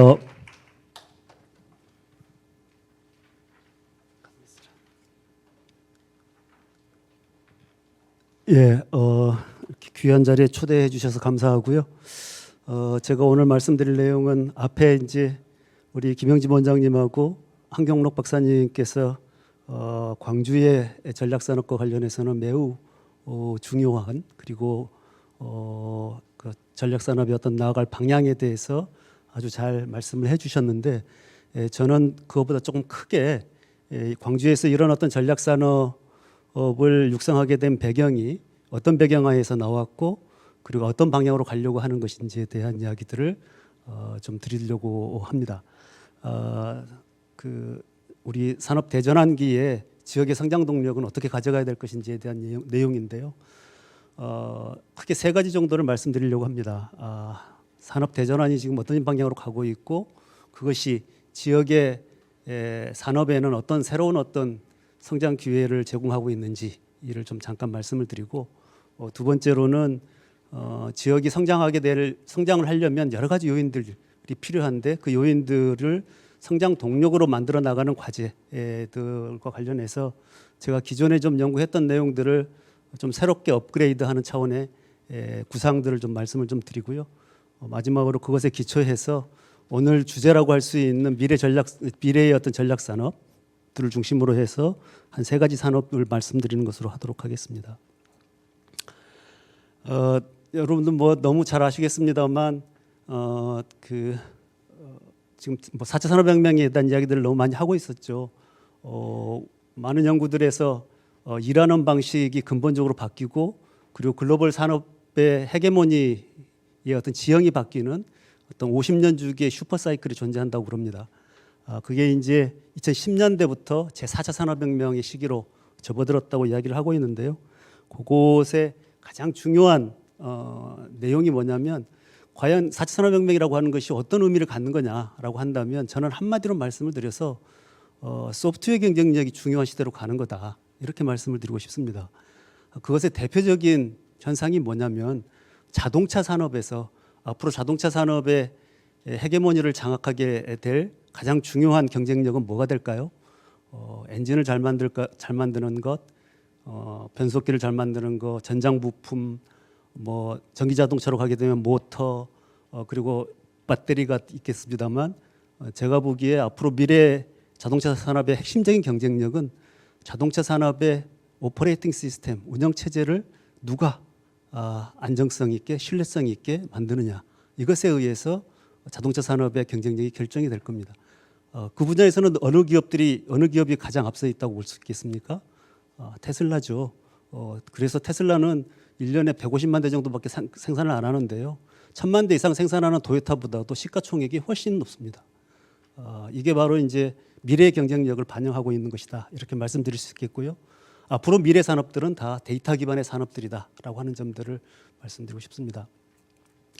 자, 그러면 대한민국은 언제부터 이런 어떤 4차 산업혁명의 디지털 전환이 본격적으로 이루어졌을까요? 저는 이게 2015년경부터라고 이야기를 드리고 싶은데요. 밑에 그림에서 보시는 것처럼 반도체나 의학, 그다음에 디스플레이와 같은 고기술 산업군의 그 부가가치 비중이 2015년을 기점으로 해서 이렇게 상승하고 있는 것들을 볼 수 있고요. 제조업, 그러니까 고위기술 제조업과 지식서비스의 종사자 수 비중 추이도 대체적으로 2015년경을 기점으로 해서 상승하고 있는 것들을 볼 수가 있습니다. 이거는 우리나라 코스피 시가총액 상위 20개 기업의 순서인데요. 2015년이 되면 네이버나 삼성 SDS와 같은 소프트웨어 기업들이 시가총액 상위 10위권 안으로 들어오기 시작합니다. 그게 이제 2020년 단계로 가게 되면 카카오나 뭐 이런 어떤 바이오 기업들이 좀 들어오게 되죠. 이런 게 사실은 우리 이 산업의 디지털 전환에 굉장히 중요한 모습들을 보여주고 있는 거라고 할 수 있겠고요. 인구 측면에 우리나라 지금 가장 중요한 문제 중에 하나가 인구 문제 아니겠습니까? 근데 인구 추이를 보게 되면 여기에서 보시는 것처럼 75년도부터 85년 사이에 합계 출산율이 급격하게 떨어지기 시작합니다. 근데 연간 출생하는 신생아들이죠. 신생아들은 한 7, 80명들을 계속 유지를 합니다. 근데 문제는 2015년 이후부터 합계 출산율도 계속 떨어지고 연간 출생하는 출생아 수도 급격하게 떨어진다는 게 이제 문제죠. 최근에는 23만 명 정도 수준까지 떨어졌습니다. 근데 이게 어떤 것과 연관이 되는 거냐면 청년층 중에서 남녀 고용률 추이를 보게 되면 2015년경을 기점으로 해서 여성 청년들의 고용률이 급격하게 올라가는 것들을 볼 수 있습니다. 상관관계가 좀 있다라는 이야기죠. 그리고 우리 산업의 디지털 전환하고도 밀접하게 관련이 있습니다. 지역으로 내려가 보면은요, 2015년경을 기점으로 해서 수도권과 비수도권 간의 격차가 급격하게 벌어지기 시작합니다. 이거는 인구로 보는 건데요. 인구 또 2015년경을 기점으로 해서 청년층과 그다음에 전체 인구의 수도권으로 전입이 그 전에는 이렇게 떨어지다가 2015년 이후부터 다시 또 상승하는 것들을 볼 수가 있습니다. 특히 청년층의 인구가 2015년경에 수도권으로 많이 전입을 하게 되는데요. 그 중에서도 서울, 그 전에는 오히려 청년층의 인구가 서울에서 빠져나오다가 2015년 이후부터는 청년층이 수도권으로 대거 연간 23,400명이니까 이게 한 7, 8년만 지나도 한 15만 명, 16만 명 되는 거죠. 자, 이제 두 번째 중요한 전환은 그린 전환입니다. 너무 잘 아시다시피 이제 탄소 중립이 더 이상 거스를 수 없는 매우 중요한 그 트렌드로 좀 가고 있는데, 그렇게 되면 이런 어떤 철강, 석유화학, 시멘트, 정유화 같은 그 산업 분야 중에서도 탄소 다배출 업종들은 굉장히 큰 위기를 닥치게 되겠죠. 그렇지만 탄소 중립이 항상 산업에 위기만 있는 것은 아닙니다. 어떤 지역에는 새로운 성장 기회를 또 작용을 하기도 하는데요. 앞에서 우리 김영집 원장님께서 잠깐 말씀하셨습니다만 재생에너지 생산 비중, 생산 발전량이 굉장히 높은 지역들, 이런 지역들의 경우는 새로운 어떤 이 재생에너지를 활용하고자 하는 기업들의 어떤 입지에 굉장히 중요한 요인으로 작용을 할 가능성이 많습니다. 그래서 최근에 새만금의 2차 전지를 중심으로 해서 투자가 굉장히 많이 이루어지고 있고 새만금의 그 넓은 부지들이 지금 다 100% 분양이 다 됐는데 그것의 주요한 요인이 바로 그 재생에너지 활용 가능성이라고 하는 점들을 염두에 둘 필요가 있겠습니다. 일본에서도 비슷하게 나타나고 있는데요. 일본이 지금 이제 라피더스라고 하는 반도체 연합 기업을 새로 만들어서 반도체 제국의 부활을 꿈꾸고 있습니다. 정부 차원에서 엄청나게 투자를 많이 하고 있죠. 그래서 이 라피더스의 반도체 공장, 이나노 공장의 최첨단 반도체 공장을 짓는데 어디에다 짓느냐면 도쿄 옆에다 짓는 게 아니고요. 홋카이도라고 하는 여 끝에 치토세 공업단지에 짓고 있고 TSMC도 구마모토라고 하는 요 밑에 여기입니다. 구마모토는 여기에다가 그 파운드리 이 반도체 공장을 짓고 있습니다. 주된 이유가 뭐냐면 재생에너지하고 용수의 활용 가능성이 굉장히 중요하게 작용을 하고 있다 이런 점들을 좀 말씀드리고 싶고요. 근데 우리나라는 지금 이게 다 지금 다 용인에 지금 가고 있죠. 앞으로 좀 고민이 좀 많이 필요한 분야라고 생각이 되는데요. 아무튼 그렇고요. 데이터 센터 이미 이제 지방으로 다 분산하고 있습니다. 그래서 데이터 센터와 관련해서 그 좀 이미 해남 같은 곳에서 솔라시도를 만들고 있는 그런 상황인데 이런 부분도 앞으로 지역의 성장에 굉장히 좋은 기회로 작용할 가능성이 있다 이렇게 말씀드릴 수 있겠습니다. 세 번째는 이제 일자리 전환인데 일자리는 앞으로 그 자동화로 대체될 일자리가 5개 일자리 중에서 4개 일자리 중에서 1개가 다 자동화로 대체될 가능성이 매우 높다라고 분석을 하고 있습니다. 지금 있는 사람들의 25% 정도가 다 대체된다는 이야기인데요. 그렇다고 해서 일자리가 전체적으로 총량적으로 없어지는 것은 아닙니다. 새로운 노동 수요를 촉발하는 요인들도 있기 때문에 이런 부분들을 최대한 잘 고려를 해서 일자리 전환들을 잘 미리미리 대응해서 갈 필요가 있을 것 같고요. 이미 생성형 AI가 도입이 되게 되면 그 전에 생성형 AI로 인해서 그 영향을 받지 않던 그런 일자리들도 자동화나 내지는 생성형 AI로 대체될 가능성들이 많기 때문에 미리미리 이것에 대한 대응들을 좀 해야 된다 그런 말씀을 좀 드리고 싶고요. 자, 그래서 이제 지역 성장 장제력에 대한 어떤 새로운 어떤 접근들이 좀 필요한 그런 시기가 됐다라고 저는 생각을 하고 있는데 이런 어떤 대전환의 추세들을 좀 반영을 해야 되겠죠. 지역 성장 잠재력이라고 한다면 지역이 보유하고 있는 자본, 노동, 기술 등 모든 성장 요인을 최대한 활용해서 달성할 수 있는 성장 능력이다. 이렇게 정의를 할 수 있겠습니다. 제가 이제 2022년도에 했던 작업이고요. 이제 그래서 이런 어떤 성장 요인들을 5개의 요인들로 좀 나눴는데요. 성장 성과, 그다음에 성장 요인은 4개. 기업 산업 역량, 인적 자본 역량, 즉 혁신 역량, 즉 사회 역량. 사실 이것도 산업의 대전환의 추세들을 반영을 해서 구성하기는 한 겁니다만 아무튼 이렇게 좀 구성을 했는데 한 2년 지나고 나니까 벌써 저도 좀 미흡한 부분들이 보여서 이제 새로운 어떤 방법들을 지금 오늘 말씀드리려고 하는 겁니다. 자, 이런 그 지역 성장 잠재력에 대한 버전 1.0은 지표 체계를 이렇게 구성을 했고요. 요것에 의해서 분석을 해봤더니 광주는 한 7, 8위 정도의 어떤 성장 역량, 잠재의 성장 능력을 갖고 있는 지역 성장 잠재력을 갖고 있는 그런 지역으로 분석이 됐습니다. 앞으로 산업 대전환이 2022년도 이후부터 한 2년 정도밖에 안 지났는데요. 너무너무 빠르게 바뀌고 있습니다. 그리고 그러면서 이제 그 전에 산업화 시대 때 해왔던 여러 가지 성장 패러다임들은 더 이상 작동하지 않는 그런 시대로 지금 가고 있는 건데요. 산업화 시대의 성장 전략이라고 한다면 산업을 타겟팅해서 그 분야에다가 모든 자원을 집중해 주는 겁니다. 특히 우리나라 같은 경우는 대기업한테 그런 그 역량들을 다 집중시켜서 대기업들이 성장을 끌어나가는 그런 어떤 구조로 가져갔었죠.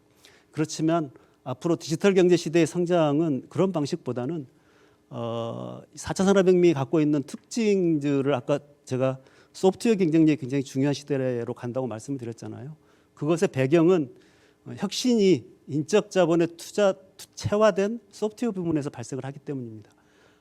그래서 이제 데이터나 AI가 핵심 기반 기술 작용을 하게 되고 그렇기 때문에 앞으로는 자본 설비보다도 사람의 체화된 지식과 기술이 중요한 시대가 되고 인적 자본과 사람의 가치를 높여서 성장하는 시대로 가야 된다는 겁니다. 이제 그런 게 어떤 새로운 성장의 어떤 패러다임으로 작동을 해야 될 것이고요. 즉 이런 것들을 좀 고려를 해서 거기에다가 아까 앞에서 말씀드렸던 에너지 전환의 중요성들을 저도 사실은 상대적으로 간과한 건데 이제 지역 성장 잠재력 버전 2.0에서는 성장 요인을 5가지로 좀 이제 구분을 다시 하려고 합니다. 그리고 기업 산업 역량에서도 디지털 및 그린 전환 역량 같은 것들을 좀 더 중요하게 고려를 하고요. 인적 자본 역량과 자원 혁신, 지역 혁신 역량을 그대로 가져가면서 에너지와 산업 인프라 기반이 굉장히 중요한 성장 요인으로 작동을 하게 될 거다. 앞에 아까 일본의 라피더스 반도체 산업의 전략들을 말씀을 드렸었잖아요. 그 홋카이도나 구마모토 같은 곳이 그런 어떤 새로운 어떤 반도체 산업의 성장 거점으로 등장할 수 있었던 주요한 배경 중에 하나가 바로 아까 말씀드렸던 재생에너지나 용수의 확보 가능성이라고 하는 게 매우 중요하게 작동한다라고 하는 점들을 고려를 해봤을 때 지역의 재생에너지 발전 기반이라고 하는 게 산업 성장에 매우 중요한 그 요소가 될 것이고 그것을 성장 동력으로 어떻게 만들어낼 거냐라고 하는 게 중요한 과제가 될 겁니다. 거기에 이제 기존의 지역 사회 역량으로만 한정을 했는데 우수 인력이, 우수 기술 인력이, 특히 청년 기술 인력들이 지역에 정주할 수 있는 여건, 지역의 도시 기반 이런 것들도 매우 중요한 성장 요인이 되지 않겠는가 이렇게 생각을 해서 이제 앞으로 아직은 못했습니다. 앞으로 제가 이제 좀 이거에 대한 분석을 좀 이런 어떤 그 성장 요인에 대한 새로운 어떤 접근을 반영해서 분석하려고 하는 거고요. 자, 그래서 이 5가지의 성장 요인에 별로 이 성장 요인들을 어떻게 지역에서 성장 동력으로 전환시켜 갈 거냐라고 하는 것이 지역 산업의 성장에, 지역 산업의 육성에 매우 중요한 과제가 될 겁니다. 그래서 여기에 쭉 리스트업을 쭉 했는데요. 오늘은 제가 딱 한 가지 제일 위에 있는 기업 산업 역량 중에서 성장 주도 첨단 전략 산업 분야의 타겟팅을 어떻게 할 거냐라고 하는 것만 말씀을 드리고자 합니다. 시간이 너무 없어가지고요. 20분밖에 저한테 주어지지 않아서 그것만 말씀드리고 나중에 기회가 되면 밑에 있는 다른 어떤 성장 동력의 성장 요인의 성장 동력화를 어떻게 할 거냐라고 하는 것들을 말씀드릴 수 있는 기회가 있었으면 좋겠습니다. 아무튼 오늘은 지역의 성장 동력 확충 방안을 미래 전략 산업의 어떤 방향으로 가져갈 거냐라고 하는 것을 중심으로 해서 그것만 좀 말씀을 드리도록 하겠습니다. 3가지 산업을 말씀드립니다. 사실은 광주에서 지금 다 하고 있는 겁니다.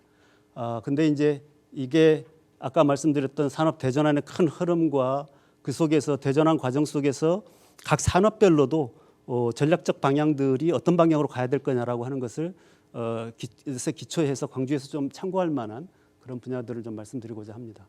첫 번째는 다 아시다시피 인공지능 기술입니다. 광주가 정말 저는 매우 선도적으로 인공지능 기술들을 확보하기 위한 전략들을 잘 추진했다라고 생각을 하고 있는데요. 이제 그 성과가 구체적으로 가시화되려면 어떻게 해야 될 건지에 대한 고민들이 앞으로 중요한 문제가 될 겁니다. 인공지능 기술은 앞에서 말씀드렸던 3차 산업혁명의 4차 산업혁명으로 했던 전환이라고 하는 것이 자동화 단계에서 지능화 단계로 전환하는 건데 이 지능화 단계로 전환하는 데 있어서 가장 중요한 핵심 기반 기술이 되는 겁니다. 이 인공지능 기술을 활용하게 되면 이것이 어떤 경제적인 효과를 갖느냐에 대해서 맥킨지 글로벌 인스티튜트가 2차례에 거쳐서 연구를 했는데 2023년도에 작년에 그 생성형 AI를 활용하게 되면 그걸 생성형 AI를 모든 종사자들이 전면적으로 활용하게 되면 연간 6.1조에서 7.9조 달러 정도가 새롭게 추가될 거다. 생산성 증대의 효과를 가져올 거다. 6.1조, 7.9조 달러 그러니까 잘 감이 안 오시죠? 우리나라가 1년에 GDP가 한 1.75조 달러 정도 되고요. 전 세계 글로벌 총생산은 100조 달러 정도 됩니다. 근데 연간 6조에서 8조 가까이 되는 생산 효과니까 엄청난 겁니다. 왜냐하면 요즘에 글로벌 그 성장률이 3 내지 4%도 못 넘어가고 있거든요. 작년에 우리나라는 몇 퍼센트 성장했죠? 1.4% 성장했습니다. 그러니까 생성형 AI라고 하는 것이 얼마만큼 큰 경제적인 효과를 갖는지를 상상할 수가 있을 것 같고요. 아무튼 그래서 이제 AI라고 하는 것이 너무너무 중요한 기반 기술인데요. 우리나라의 AI 이 글로벌 인덱스 조사한 결과들을 보면 인재 부분이 너무 떨어지고요.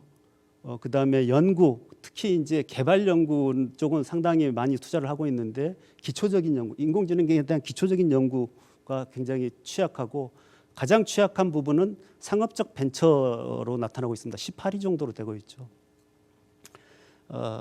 그래서 이제 이게 그 인공지능을 구체적으로 산업에 적용하고 활용해서 일종의 이제 비즈니스를 하고 부가가치를 창출하는 영역으로 나가는 것에 우리나라가 굉장히 취약하다라는 거예요. 그렇게 된 배경 중에 하나는 또 뭐 이제 여러 가지가 있습니다만 이제 제일 중요한 게 저는 그 인공지능과 관련된 고급 기술 인력이 매우 부족하다라는 점들을 좀 강조를 하고 싶은데요. 최고급의 기술 인력들을 보면 우리나라 국적의 전문 인력이 뭐 2,500명 정도가 된다고 그래요. 전 세계적으로는 0.53%에 불과합니다. 그래서 이제 이런 어떤 고급 기술 인력들을 양성하는 게 매우 중요하고요. 실제로 우리나라 인공지능의 분야별 인력 수는 매우 빠른 속도로 이렇게 증가를 하고 있습니다. 2019년도에 한 5,000명 수준에서 지금 39,000명 정도 수준으로 빠르게 증가를 하고 있고 그중에서 특히 인공지능 개발 인력들, 개발자들이 많이 늘어나고 있는데 그럼에도 불구하고 인공지능 분야별 인력 부족률은 오히려 더 증가를 하고 있다는 겁니다. 2019년도에 한 19% 정도였는데 2020년, 22년도에 지금은 20% 정도가 부족률을 보이고 있으니까 거의 뭐 한 4만 명 정도 인공지능 관련된 인력들이 있다면 그중에 한 8,000명 정도가 부족한 연간 그런 어떤 상황으로 지금 가고 있기 때문에 어떻게 하면 이런 인공지능의 기술 인력들을 빨리 양성해서 그 사회에 진출시킬 거냐라고 하는 게 중요한 과제가 되고 있다 이런 말씀이고요. 이것은 CB 인사이트라고 하는 인공지능 관련된 그 컨설팅 회사에서 2024년도에 AI와 관련된 100대 기업을 선정을 했는데 그중에 우리나라는 한계가 있습니다. 여기 리벨리온이라고 하는 기업이 하나가 100대 기업 안에 들어갔고요.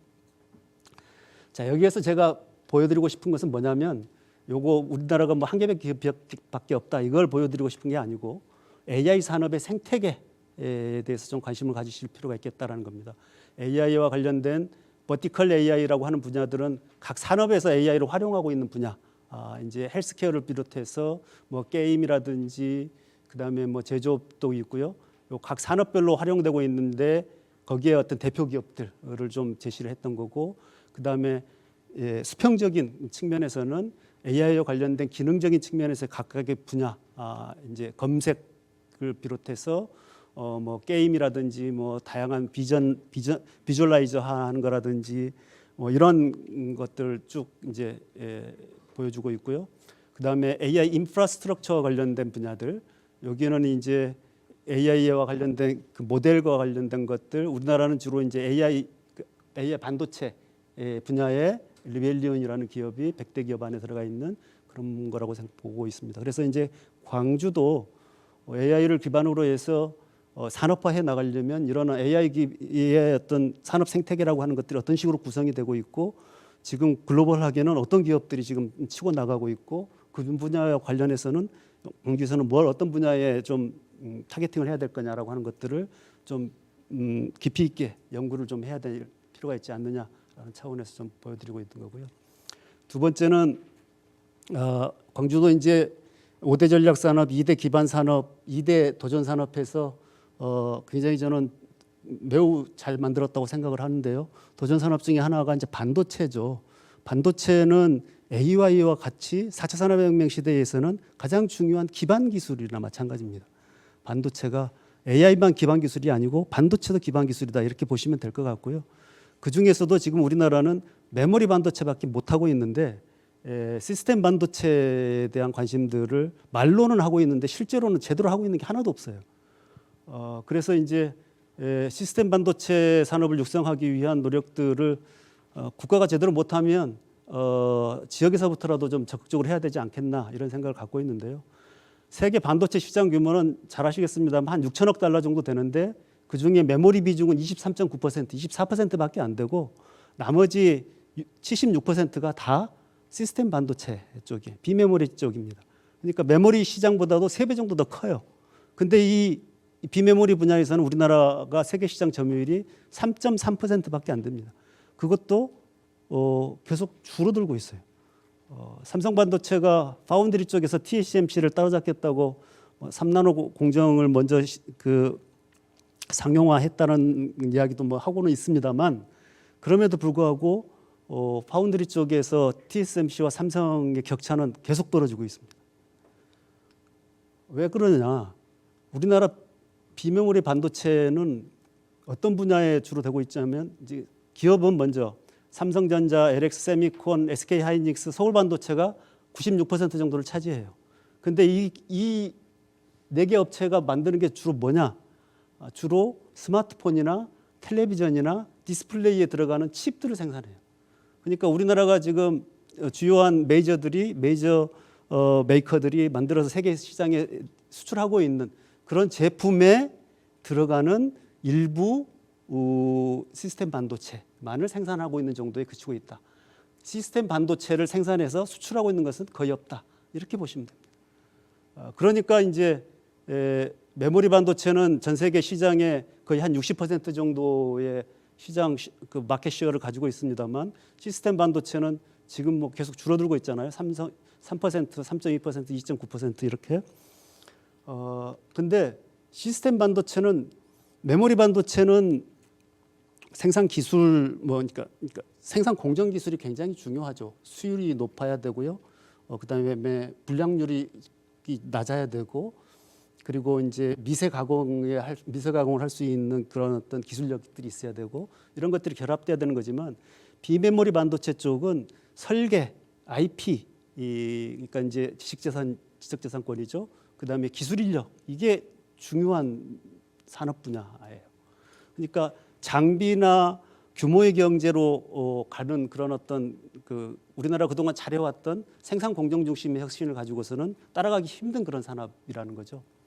그래서 이 비메모리 분야의 기술 인력 육성이 매우 중요한데 기업체를 보시면 지금 우리나라는 삼성이나 하이닉스가 일종의 이제 종합 반도체 기업 형태로 지금 이 분야를 차지를 하고 있고요. 일부 패키지나 테스트, 그다음에 아주 그 반도체 관련된 공정 내지는 장비 산업 일부 이렇게 구성이 되어 있는데 중요한 것은 시스템 반도체가 성장을 하려면 설계 전문, 그다음에 IP 전문 이쪽이 성장하지 않으면 안 된다라는 겁니다. 그래서 이제 그런 부분들에 대한 고민들을 해야 될 거고요.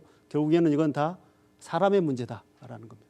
자, 마지막으로 기후테크 말씀드리고 마치도록 하겠습니다. 기후테크는 이제 온실가스 감축이나 기후변화 적응 기술을 활용하는 연관 산업들을 다 기후테크 산업이라고 이야기를 하고 있는데요. 이 기후테크 산업이 지금 2016년도는 한 22조 원 정도 세계 시장이 이게 2032년 정도가 되면 200조 원 정도로 급격하게 성장을 할 것으로 전망이 되고 있습니다. 대부분의 어떤 투자들이 에너지 전환과 관련된 것, 그다음에 전력망에 대한 투자, 그다음에 기후테크 관련된 기업 펀딩에 대한 투자 쪽으로 이루어지고 있고요. 각 규모들을 보시면 이제 전기자동차나 뭐 에너지 저장이나 태양에너지나 뭐 그 풍력에너지 이런 쪽과 관련된 투자들이 주로 차지를 하고 있다 이렇게 말씀드릴 수 있겠고요. 기후테크 관련된 육성 분야들이 지금 이렇게 제시되어 있는데 이 중에서 이제 광주가 뭘 해야 될 거냐라고 하는 부분들을 좀 고민을 해야 되겠죠. 저는 제안하고 싶은 것은 에너지 전자 산업을 좀 제안을 하고 싶습니다. 에너지 관련된 산업은 크게 3가지로 에너지 발전, 에너지 저장 장치, 그다음에 재생에너지를 활용하는 어떤 산업 분야 이렇게 지금 그 동안에만 해왔는데 이제 거기에만 머무르지 말고 그 일종의 이제 새로운 어떤 융합 산업 형태로 그 에너지 전자 산업이라고 하는 부분들에 좀 관심을 좀 가질 필요가 있다. 에너지 전자 산업은 IT 전자 기술과 신에너지 부분의 수요가 획기적으로 융합하는 그런 과정에서 만들어지는 신흥 산업 분야다. 이렇게 정의를 할 수가 있는데 이제 중국에서 굉장히 강조를 많이 하고 있는 산업 분야입니다. 태양광 발전 계통이나 신형 에너지 저장 시스템이나 신에너지 마이크로 그리드와 같은 그런 분야들, 그리고 이쪽에서 굉장히 많은 어떤 비즈니스 기회들, 사업 기회들이 많이 나올 가능성이 많고요. 저는 또 광주가 굉장히 잘할 수 있는 그런 분야다 이렇게 생각이 됩니다. 그래서 이런 분야들에 좀 관심을 가지고 적극적으로 발굴해 나가는 게 좋지 않을까 이런 생각에서 간략하게 말씀드렸습니다. 네, 감사합니다.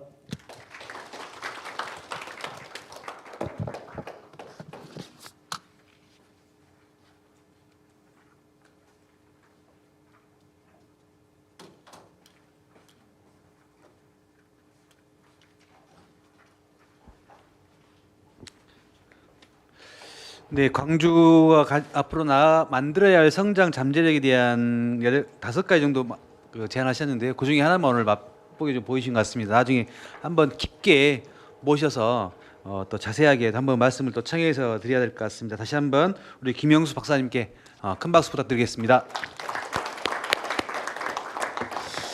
네, 마지막 발제 순서입니다. 오늘 상당히 바쁘시고 사실 5시에 지금 언론 인터뷰가 예정돼 있으셔서 마음이 좀 급하실 텐데요.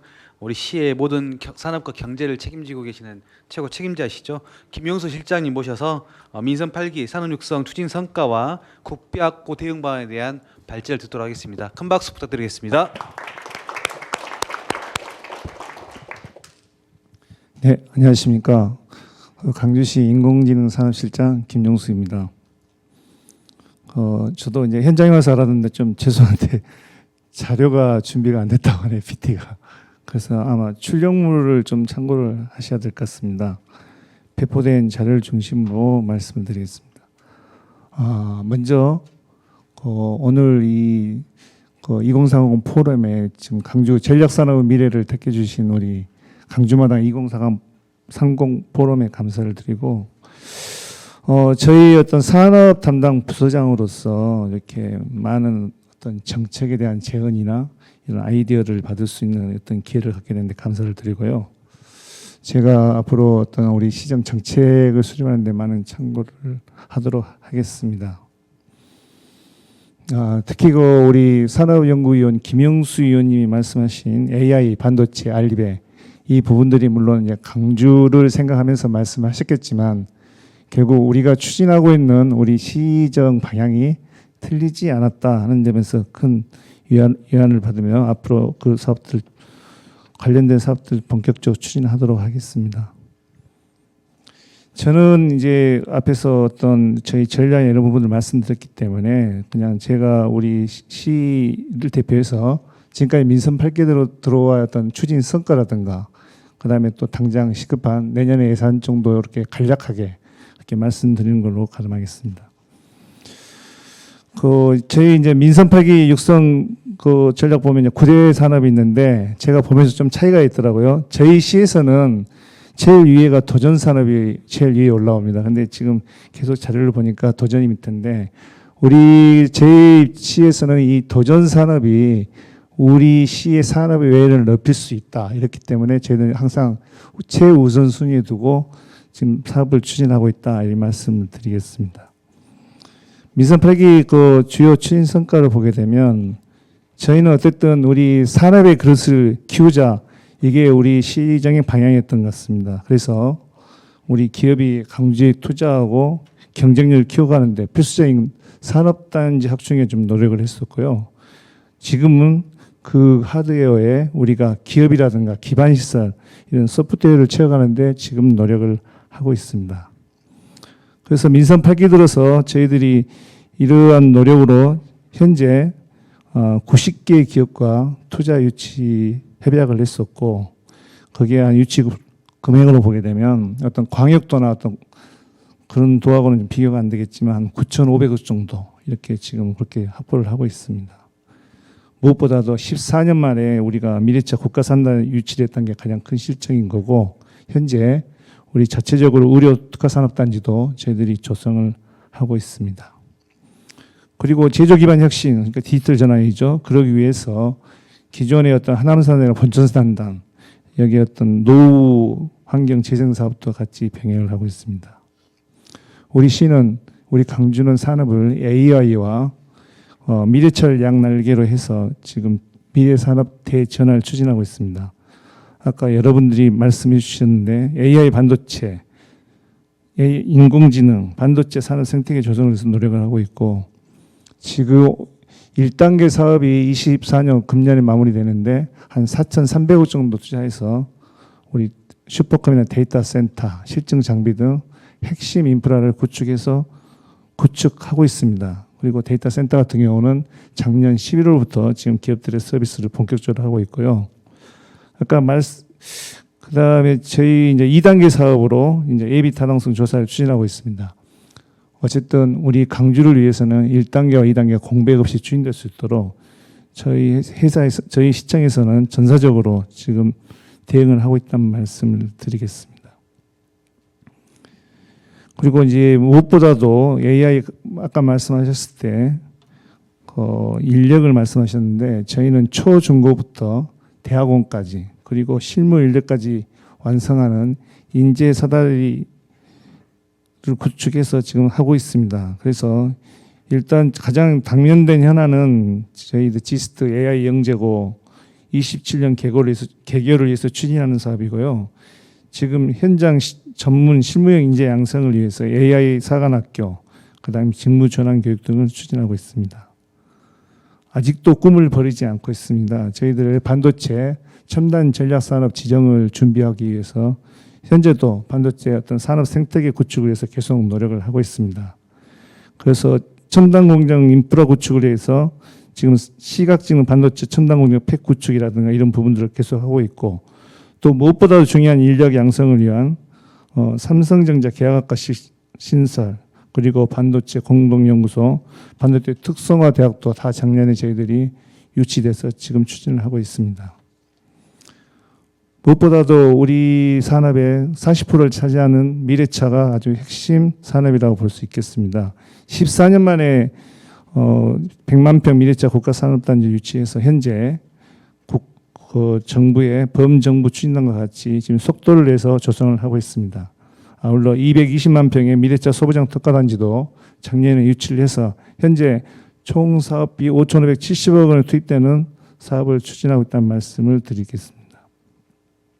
빅그린 산단의 친환경 자동차 중심의 산업 생태계를 조성해서 지금 기반을 하고 있고, 특히 무엇보다도 상생형 일자리인 GGM 캐스퍼가 7월부터 전기차를 생산하게 됩니다. 현재 저희들이 이제 예약 판매를 7월부터 지금 시작을 하고 있는데요.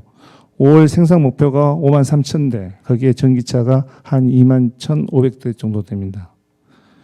이 의미는 지금까지 GGM이 단순 한 차종의 어떤 조립 공장에서 다차종으로 어떤 확장할 수 있는 확장성을 갖췄다는 데 의미가 있고, 무엇보다도 유럽이나 이런 곳에 전기차 수출로 인해서 글로벌 자동차 회사로 발돋움할 수 있는 어떤 토대를 구축하는 데 의미를 찾을 수 있겠습니다.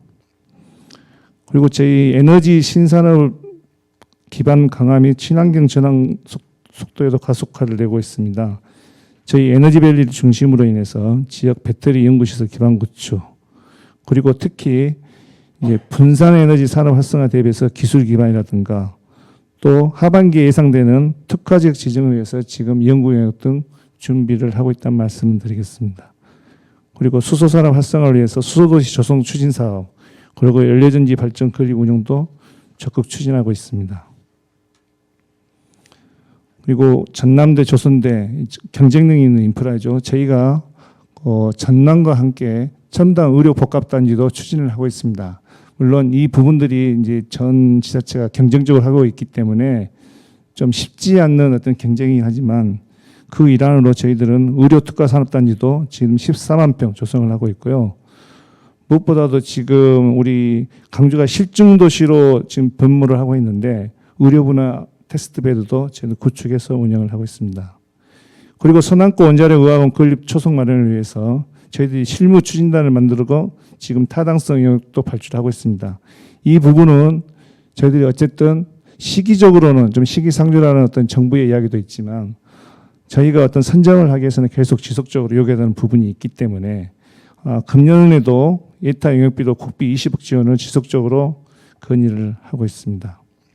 그리고 포스트 코로나 시대 이후 의료관광 활성화를 위해서 지역 특화 의료기술과 연계해서 지금 추진을 하고 있습니다. 그리고 가전산업의 혁신 및 강유산업 고도화도 지속적으로 추진하고 있습니다.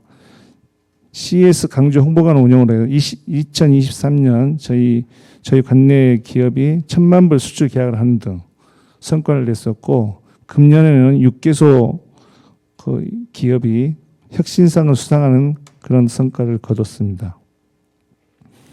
그리고 친환경 공기 개선 실증센터 착공 등 그다음에 시제품 제작 이런 부분도 지속적으로 지원을 하고 있습니다. 저희 강주 같은 이런 내륙 도시로서는 어떤 항만이나 이런 부분들이 교통, 어떤 모든 여건들이 어쨌든 광역도에 비해서는 불리합니다. 저희가 이렇게 반도체라든가 AI 관련된 이렇게 투자 유치를 하다 보면 일단 물류의 불리한 점, 그리고 수도권과 너무 멀리 떨어진 이격거리 이런 부분 때문에 아주 어려운 부분이 많습니다. 그래서 저희가 민간 투자나 이런 부분 사실은 한계가 있고 결국은 저희가 의지할 수 있는 것은 어느 정도 기반이 될 때까지는 국고에 의존할 수밖에 없는 부분입니다. 그래서 저희는 뭐 원천 기술 이런 것보다도 어떤 우리 지역의 기업이 경쟁력을 갖출 수 있는 어떤 사업화 지원 이런 사업을 추진하다 보니까 지금 그런 사업들이 추진이 돼서 그게 기반이 된다고 한다면 다음에 어떤 첨단 전략이라든가 AI 나아가서는 어떤 앵커 기업을 유치할 수 있는 그런 기반이 될 거라고 생각하고 있습니다. 2025년 국비 확보 대응 전략을 말씀드리겠습니다. 작년이죠. 저희들이 19년 이후 매년 20% 이상씩 예산이 증가하는 추세를 유지하고 있다가 작년 같은 경우 한 17, 8% 이상 감소가 됐습니다. 물론 정부의 긴축 재정, R&D 예산 구조 조정이 있었다고 하게 되지만 결국 우리 쪽으로서는 어떻게 보면 국비가 꽤 성장 동력, 중심적인 성장 동력인데 그런 부분에 아쉬움이 있습니다. 다만 저희가 그나마 위로가 되는 부분들은 저희들이 신규 사업이 그렇게 크게 축소되지 않았기 때문에 우리 어떤 국비 투자라든가 사업 확장의 어떤 지속성 확보에는 크게 이렇게 지장이 없었다는 데서 위로를 찾고 있습니다. 내년 국비 확보 기본 방향을 말씀드리겠습니다. 저희 세수도 어렵습니다. 그래서 저희는 선택과 집중으로 저희들 어떤 민생 8기 시정 방향이 연계된 그 프로젝트 위주로 해서 지금 국비 투자 사업을 발굴하여 추진하고 있습니다. 무엇보다도 타 시도와 차별화 그리고 국비 확보 당위성을 확보해서 최대한 반영할 수 있도록 대응을 하고 있습니다. 무엇보다도 저희가 가장 당면한 어떤 사업은 AI 2단계 사업이 예타를 통과하여서 구축된 AI 1단계 핵심 인프라가 공백화되지 않고 연이어 활용될 수 있도록 예산을 확보하는 게 가장 중요하다고 볼 수 있겠습니다. 2025년 국비 확보안입니다. 저희들은 저희 실국에서는 104건 4,200억 정도 지금 요구를 했었고요. 이 부분은 전년 대비 물론 전년이 예산이 감소되긴 했지만 한 50% 정도 증가한 규모입니다. 정부의 25년 R&D 예산 규모가 증가할 것으로 지금 예상을 하고 있습니다. 그래서 저희 시는 유관기관, 국회와 긴밀한 공조체계를 구축해서 예산을 최대한 확보하겠습니다. 그래서 우리 시의 성장 동력으로 활용하도록 하겠습니다. 이상입니다. 어쨌든 오늘 말씀해 주신 전략산업에서 제가 와서 보니까 제가 발제자라기보다는 어떻게 더 많이 얻어가는 그런 부분이 있는 것 같고요. 다만 이제 제가 조금 이 발표 자료나 부실했던 것은 워낙 쟁쟁하신 분들이 발표를 하시는데 내용들이 거의 다 이렇게 유사 중복이 되는 것 같아서 사실은 무엇을 할까 고민을 하다가 그냥 저희 시에서는 저희 어떤 지금 현재 당면하고 있는 현안 뭐 그런 부분만 간략히 소개하는 걸로 그렇게 하기로 했습니다. 감사합니다.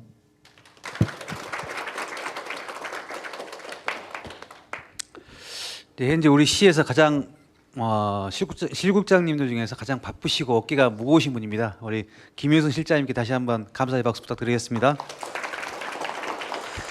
네, 다음은 시간이 한 10분 정도 남았는데요.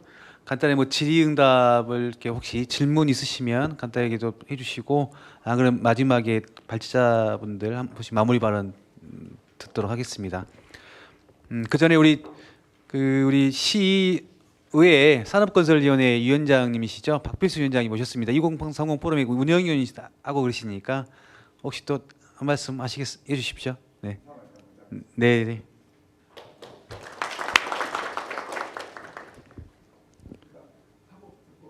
아, 그래요? 네, 알겠습니다.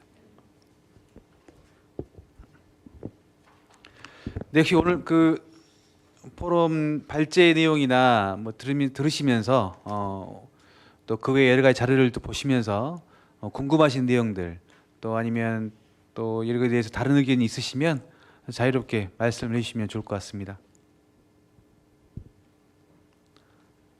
아마 오늘 발제 내용이 다들 상당히 좀 네네네네.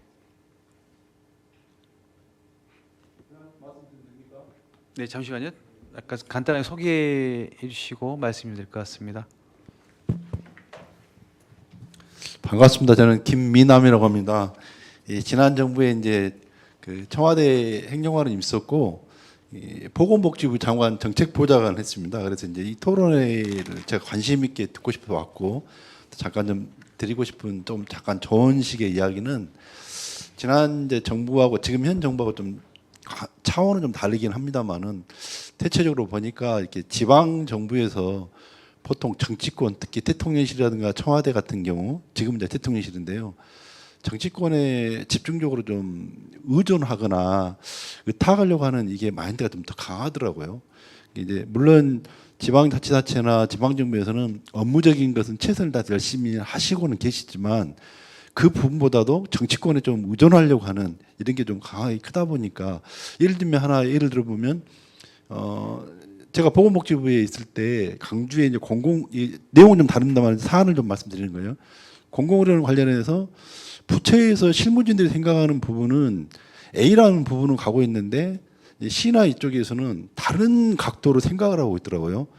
그래서 이제 이게 안 맞는데, 이제 결정적으로 제가 이제 결론적으로 말씀드리고 싶은 거는, 이 정치권의 의존도 물론 당연히 해야 되겠지만, 이 실무 그 부처에 이쪽에 있는 관계자분들하고 정말 소통을 많이 해가지고 그분들의 생각이 어떤 건지 정확하게 파악하고 거기에 따른 논리와 명분을 만들어가면서 집중하는 게 좋지 않겠냐. 왜냐하면 아무리 정치권도 중요하지만 기본 부처에서 해당 관련 분야에서 그거를 전혀 다른 생각으로 접근하다 보면 그게 안 맞지 않습니까? 그래서 이제 그런 부분에 강주시도 좀 집중하고 그런다면 도움이 되지 않을까 싶기도 하고, 특히 전략산업 이런 쪽에 뭐 AI 쪽에 강주시에서 집중하는 분야지 않습니까? 그래서 그러한 쪽에 조금 집중하고 조금 생각을 달리 좀 가져봤으면 어떻겠는가 그런 생각을 해봤습니다. 이상입니다. 네, 조언 감사드립니다. 네, 또 혹시 네, 아마 오늘 김효성 이사님. 예, 광주 경제진흥 상생 일자리단의 김현성 대표입니다. 경제 일자리단으로 그냥 가볍게 부르고 있는데요. 오늘 그 김영수 연구위원님께 좀 저희 해안을 좀 지혜를 좀 구할까 해서 질문 드려봅니다. 기존에 이제 우리가 산업적으로 준비된 뭐 8대 산업, 9대 산업이라고 하지만, 지금 강기정 시장님 들어와서 2030년까지 복합 쇼핑몰을 3개를 이렇게 완공하겠다라고 이야기를 하고 있습니다. 그러면 이런 지금 진행되고 있는 산업적 문제와 이 복합 쇼핑몰은 누가 보더라도 사실 유통 산업에 상당히 중요한, 그러니까 세계가 동시에 2030년까지 들어온다고 한다면 결국 새로운 또 산업적 그 다이나믹함이 생기는 건데, 저는 우리 김영수 박사님께서는 이 계기를 광주의 이 지금의 산업 그 준비된 것과 어떻게 연결시켜야 시너지를 낼 수 있느냐. 그러니까 지금은 단순히 소비 편익이 좋아진다. 그러니까 소비자 후생성 관점만 지금 이야기되고 있는 거거든요. 뭐 소비를 쉽게 할 수 있고 뭐 명품도 들어오고 뭐 이런 관점인데 저는 이걸 산업적 관점에서 어떻게 풀어야 되는지 한번 김영수 박사님께 한번 이야기를 듣고 싶습니다.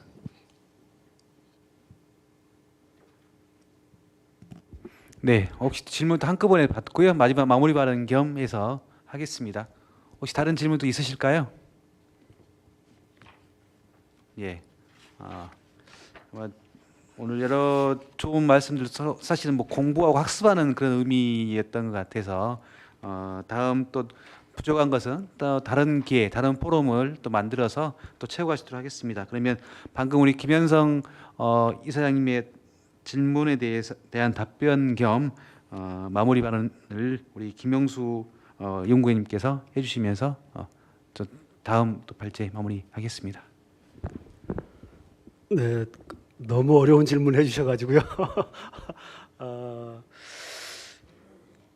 굉장히 어려운 질문인데요. 사실은 이제 이 복합 쇼핑몰은 아까 말씀하셨던 대로 기본적으로는 이제 소비 유통 산업의 어떤 고도화 이런 차원에서 쇼핑몰들의 어떤 도입을 검토를 하고 있는데 기본적으로 이제 복합 쇼핑몰이라고 하는 것은 다양한 비즈니스들이 한꺼번에 한 공간에서 이루어지는 형태라고 할 수 있거든요. 단순히 그냥 그 여러 가지 유통업체들이 그냥 한 곳에 모여 있는 것만이 아니고 그 과정 속에서 뭐라고 그래야 되나 융복합이 이루어질 수 있는 그런 어떤 공간으로 될 수 있는 가능성들이 이제 대단히 많아진다고 저는 보고 있고요. 이제 그런 측면에서 복합 쇼핑몰이라고 하는 부분들을 단순히 그냥 유통산업 쪽에서만 접근하지 말고 복합 쇼핑몰을 중심으로 해서 일종의 도시 기능과 도시의 다양한 어떤 산업과 기능들을 융복합해 가면서 거기서 새로운 어떤 뭔가들을 만들어낼 수 있는 중심지 역할을 할 수 있도록 가는 것이 굉장히 중요하지 않을까 이런 생각이 들고요. 이제 오늘 뭐 제가 산업만 이야기를 드렸는데 아까 우리 주요한 어떤 성장 요인 중에서 도시 기반이 굉장히 이제 중요한 성장 요인이고 특히 젊은 사람들을 중심으로 해서 또 기술 인력들을 중심으로 해서 도시에 머물고 정주하려고 하는 어떤 여건과 환경을 정비하는 것 이것이 굉장히 이제 앞으로의 지역 발전에 매우 중요한 그런 기반이 된다고 생각을 하고 있고요. 이제 그런 측면에서 복합 쇼핑몰이라고 하는 부분들을 조금 더 이렇게 좀 넓은 관점에서 그다음에 도시 기능의 융복합화의 거점으로 만들어가는 것 그리고 이제 그게 조금 더 발전하게 되면 아까 우리 이제 한경록 박사님도 말씀하셨습니다만 도심 융합 특구라고 하는 것이 일종의 이제 도시 산업의 혁신 거점으로 역할을 할 수 있는 그런 지역이 되는 거거든요. 그래서 이제 복합 쇼핑몰도 바로 그런 어떤 지역의 어떤 혁신지구의 역할을 할 수 있는 쪽으로 확장해서 가게 되면 광주에서 하고 있는 여러 가지 구대 전략 산업과의 연계 가능성, 연결성 이런 것들을 좀 확보하는데 도움이 되지 않을까 이런 생각이 듭니다. 그래서 굉장히 중요한 사실은 저도 잘 생각해 보지 않았던 그런 주제였는데요. 중요한 이슈를 제기를 해주신 것 같고 그런 관점에서 조금 더 기존의 산업과의 연결성, 그 다음에 도시의 어떤 중심성이나 도시의 어떤 정주 여건들을 정비하고 강화하는 쪽으로 어떻게 좀 활용할 것이냐라고 하는 부분들을 적극적으로 좀 고민을 하고 검토를 하면 매우 좋은 성과가 있지 않을까 이런 생각이 듭니다. 네, 감사합니다.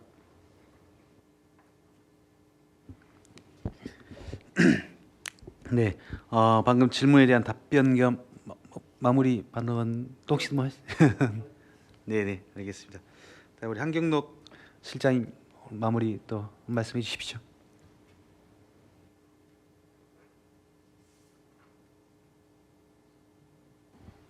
됐나요? 네.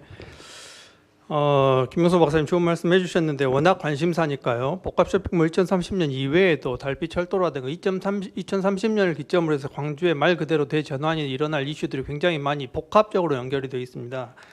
3천만 명 정도의 연인원을 예상을 하거든요. 그 이유에 대한 근거는 대전 신세계가 그렇습니다. 이제 연구원에서도 파급효과 분석을 해놓은 게 있는데요.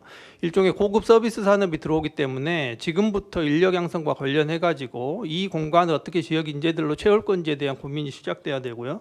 이게 지역 제조업보다는 아마 문화 관광 산업이라든가 미식 산업이라든가 경험 산업 이런 것들이 새로운 트렌드로 들어올 겁니다. 그래서 이런 것들을 지역에서 차지해 준비를 해야 되고, 이게 광주에 있다고 해서 광주 시민 거라고 생각하시면 안 됩니다. 이거는 호남권에 500만을 일단 목표로 해가지고 들어오고 있는 공간들이기 때문에 더현대라든가 신세계 프로퍼티라든가 신세계 아트앤컬처의 증축이라든가 이 세 개의 연결고리는 교통 접근망 이런 부분들이 아마 연계돼서 핵심 이슈로 뜰 수밖에 없고, 이미 지금 그 고민을 시에서는 이제 거의 막바지에 다가가고 있죠. 그래서 광주가 갖고 있는 기술과의 어떤 시너지를 굳이 대표님께서 요구하신다면 AI 기술 같은 것들이 있으니까 문화 콘텐츠 산업도 있고요. 메타버스라고 하면 좀 요새는 안 하는 것처럼 느껴지지만 AR, VR을 넘어서서 확장현실이 혼합현실로 넘어가서 MR을 다음으로 XR이라고 부른단 말이죠. 이런 AI하고 XR 이런 기술들을 그 공간에 입혀가지고 랜드마크화 한다라든가 이제 이런 고민들을 지금부터 시작해야 되고, 이제 제가 소상공인 쪽을 하기 때문에 당연히 상생이라고 하는 영역은 무시하지 않고 같이 가야 될 부분이고, 제 개인적인 생각은 연결입니다. 이 복합 쇼핑몰이 들어왔을 때 특히 신세계 프로퍼티는 약간의 체험형이고 정주할 수 있는 이런 체류형이기 때문에 좀 달라요. 더현대 광주하고 스타일 자체가. 그래서 거기 안에만 있어도 다 모든 게 소화되니까 몰링이라고 하는데, 이 사람들 어떻게 끌어내 가지고 양동시장, 남광주시장, 대인전통시장 이런 쪽으로 이제 새로운 유동인구를 끌어낼 건가, 이 고민들을 하고 있을 겁니다. 시에서 저희도 하고 있고요. 그다음에 이제 제 마무리 발언은 9월 6일이 되면 저희 연구원이 벌써 1년이 됐습니다. 광주연구원 개원이요. 지금 이제 1주년 행사를 벌써 기획에 들어가고 있고 뭐 그렇습니다. 그래서 뭐 저희 테크노파크도 있고 그렇습니다만 지역의 유관 기관들에 대해서 좀 더 관심 가져주시고 또 격려도 해주시고, 저희들도 뭐 사실 뭐 영혼을 갈아넣다시피 해가지고 지금 연구를 하고 있거든요. 그래서 좀 많은 이런 관심 부탁드린다는 말씀 마지막에 해드리고 싶습니다. 이상입니다. 네, 고맙습니다. 네. 다음 우리 김영기 원장님. 예, 뭐 한 2시간이 넘도록 이렇게 자리에 앉아서 이렇게 굉장히 딱딱하고 어려운 이야기를 들어주시느라고 고생 많으셨습니다. 고맙습니다. 이렇게 고맙고요. 우선은 아까 그 김현성 대표님 말씀하시는 것은 저도 한 말씀 붙이자면, 이 복합 쇼핑몰이 서울에 있는 거하고 대전에 있는 거하고 강주에 있는 거하고 좀 다르면 좋겠습니다. 왜냐하면 이제 도시도 다르고 연관 산업과 종류도 다르고 그러니까 이 지역의 특성을 반영해서 전남 쪽에 있는 뭐 1차 산업의 농산물을 비롯해서 자연가공품이나 또 2차 산업에서 생산하는 여러 가지 제품이나 이런 것들을, 그래서 명실공히 지역 제품들의 유통 전시장화가 되어서 특색 있는 복합 쇼핑몰이 되면 좋겠고, 그런 유통 그 말하자면 플랫폼이 될 때 이게 더 성공하지 않을까 이런 생각이 좀 들어서, 그런 방향으로 좀 이렇게 김현성 대표님이 분위기를 잡아주시는 것이 오히려 더 좋지 않을까 이런 생각이 듭니다. 예, 주산지도. 예. 또 뭐 디지털 그런 것에 대해서 잘하시니까.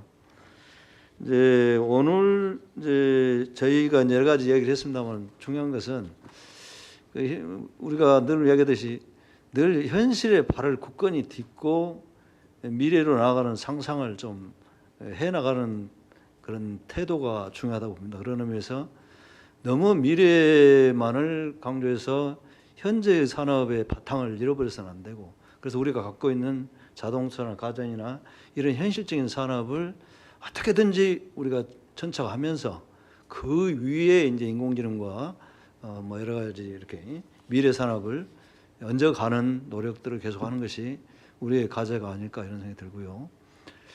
그리고 이제 아무래도 이런 게 굉장히 복합적이고 또 복잡하고 이런 것이기 때문에 오늘 이렇게 토론을 하는 것은 정말 의미가 깊었습니다만은 이해도 잘 덜 되고 또 구체적인 강론이 아직 많이 더 들어가기 어려웠을 겁니다. 그런 의미에서 저희가 한번 해보고 싶은 것은 오늘 우리 광주 마당에서 이렇게 포문을 열어서 산업 이렇게 정책 이슈를 다뤄주셨는데 조금 이제 산업 포럼 같은 걸 이렇게 형성을 해가지고 그 인터넷 뭐 또 통해서 상시적으로 꾸준히 우리 그 산업 이슈를 서로 질문을 던지고 토론하고 정보를 교환하는 그런 그 장을 좀 한번 만들어 보겠다. 우리 김미남 우리 전 행정관님께서는 미남 뉴스를 전부 다 매일 발행하고 있습니다만은 우리도 산업 이슈를 가지고 늘상 이렇게 교환하는 그런 것을 한번 만들어서 한번 제공해 보겠다는 생각을 좀 갖고 있습니다. 고맙습니다. 네, 고맙습니다. 네, 오늘 뭐 귀한 시간 여러 의미 있는 또 말씀들 듣고 함께해서 고맙습니다. 혹시 박필수 위원장님 또 특별히 시간 내주셨는데요. 우리 광주 산업 정책 여러 가지 경제와 산업을 또 의회에서 책임지고 계시는 또 위원장이시니까요. 한 말씀 간단하게 부탁드리겠습니다. 네, 이번에 제가 이제 후반기에 산업건설위원장으로 활동하게 됐습니다. 박필수입니다. 오늘 제가 이제 이 낯선 분야이긴 합니다. 산업건설 분야가 박필수다운 선택은 아닌데라고 하는 의견도 좀 있습니다. 그래서 제가 어쨌든 기후 활동이랑 또 소상공인 활동들을 또 해왔고 또 산업이 기술력과 저는 산업이 매우 중요하다가 기후에 어쨌든 전환의 핵심에도 저는 산업과 기술로 연결되지 않으면 그건 의미가 없다라고 저는 생각을 하고 있어서 상관위에서 오늘 제가 이제 업무 보고 오늘 끝났고요. 그래서 제 업무 파악을 좀 하고 있는 상태고 그래서 앞으로 이제 우리 의원님들과 산업건설위원회가 광주의 산업과 경제 또 이런 먹거리들을 만들어가는 일에 굉장히 최대한 협력하겠다는 의지를 좀 이번에 가졌고요. 오늘 이 토론회가 또 제가 그 설계를 해가는 과정에 우리 박수기 의원과 함께 좋은 공부의 시간이 됐습니다. 저는 하나만 말씀을 드리면 제가 놀라운 것은 최근에 이제 산업 공부하다 보니까 광주가 민주인권평화도시나 또 내지는 뭐죠? 민주인권평화도시나 네, 문화중심 도시 이렇게는 불려왔지만 저희가 그런 가치나 소비성이 있는 도시로는 불려왔지만 우리가 인공지능 도시 또 내지는 미래차 도시라고 하는 이 산업적인 생산적인 도시의 이 브랜드와 이미지 또 아젠다를 갖고 있지는 못했던 것 같습니다. 그래서 그렇게 소중하게 최근에 얻은 만큼 저는 이것을 확고한 저희들의 도시 이미지로 만들어가고 그것이 우리의 미래 비전으로 또 현재와 미래를 아울 수 있는 도시로 가야 된다. 그 시점에 있는 거기 때문에 아까 이 토론회가 또 의미가 굉장히 있고 이 길을 만들어가는 과정에 저희 의원들한테도 매우 좋은 시간이었던 것 같습니다. 앞으로 이 점 저희들 확고하게 해서 2년 동안 이 확고히 그걸 만들어가는 데 집중해서 저희들이 같이 공부했습니다. 아까 우리 김영주 원장님께서 말씀하신 대로 저도 이제 박수기 의원한테 제안을 좀 했습니다만 제가 산업경제 좀 포럼을 통해가 저희 의원도 같이 공부하고 행정과 여러 기관들이 함께 이것을 광주의 미래 산업경제를 좀 어떻게 해갈 것인지 이 지도를 새롭게 그려가는 과정에 이 포럼의 과정들이 있어서 그걸 만들어지면 저도 함께 열심히 하겠다는 말씀으로 대신하겠습니다. 감사합니다. 네, 딱 시작은 딱 정확하게 2시간 정도 되어가는 것 같습니다. 마지막까지 정말 또 함께 해주셔서 감사드리고요. 특히 한두 분 정도 특별히 또 감사를 드리자면 2030 포럼을 또 포럼 회원들 대신해서 우리 광주광역시 마을기업연합회 전 회장이신 장민정 회장님 감사드리고요. 또 우리 시청 우리 공직자분들 대표해서 마지막까지 또 깊게 또 의견을 듣고 함께해 주신 로봇가전 의료산업과의 최길배 과장님 진심으로 감사드립니다. 고맙습니다. 네, 오늘 긴 시간 고맙습니다. 이상 마치겠습니다.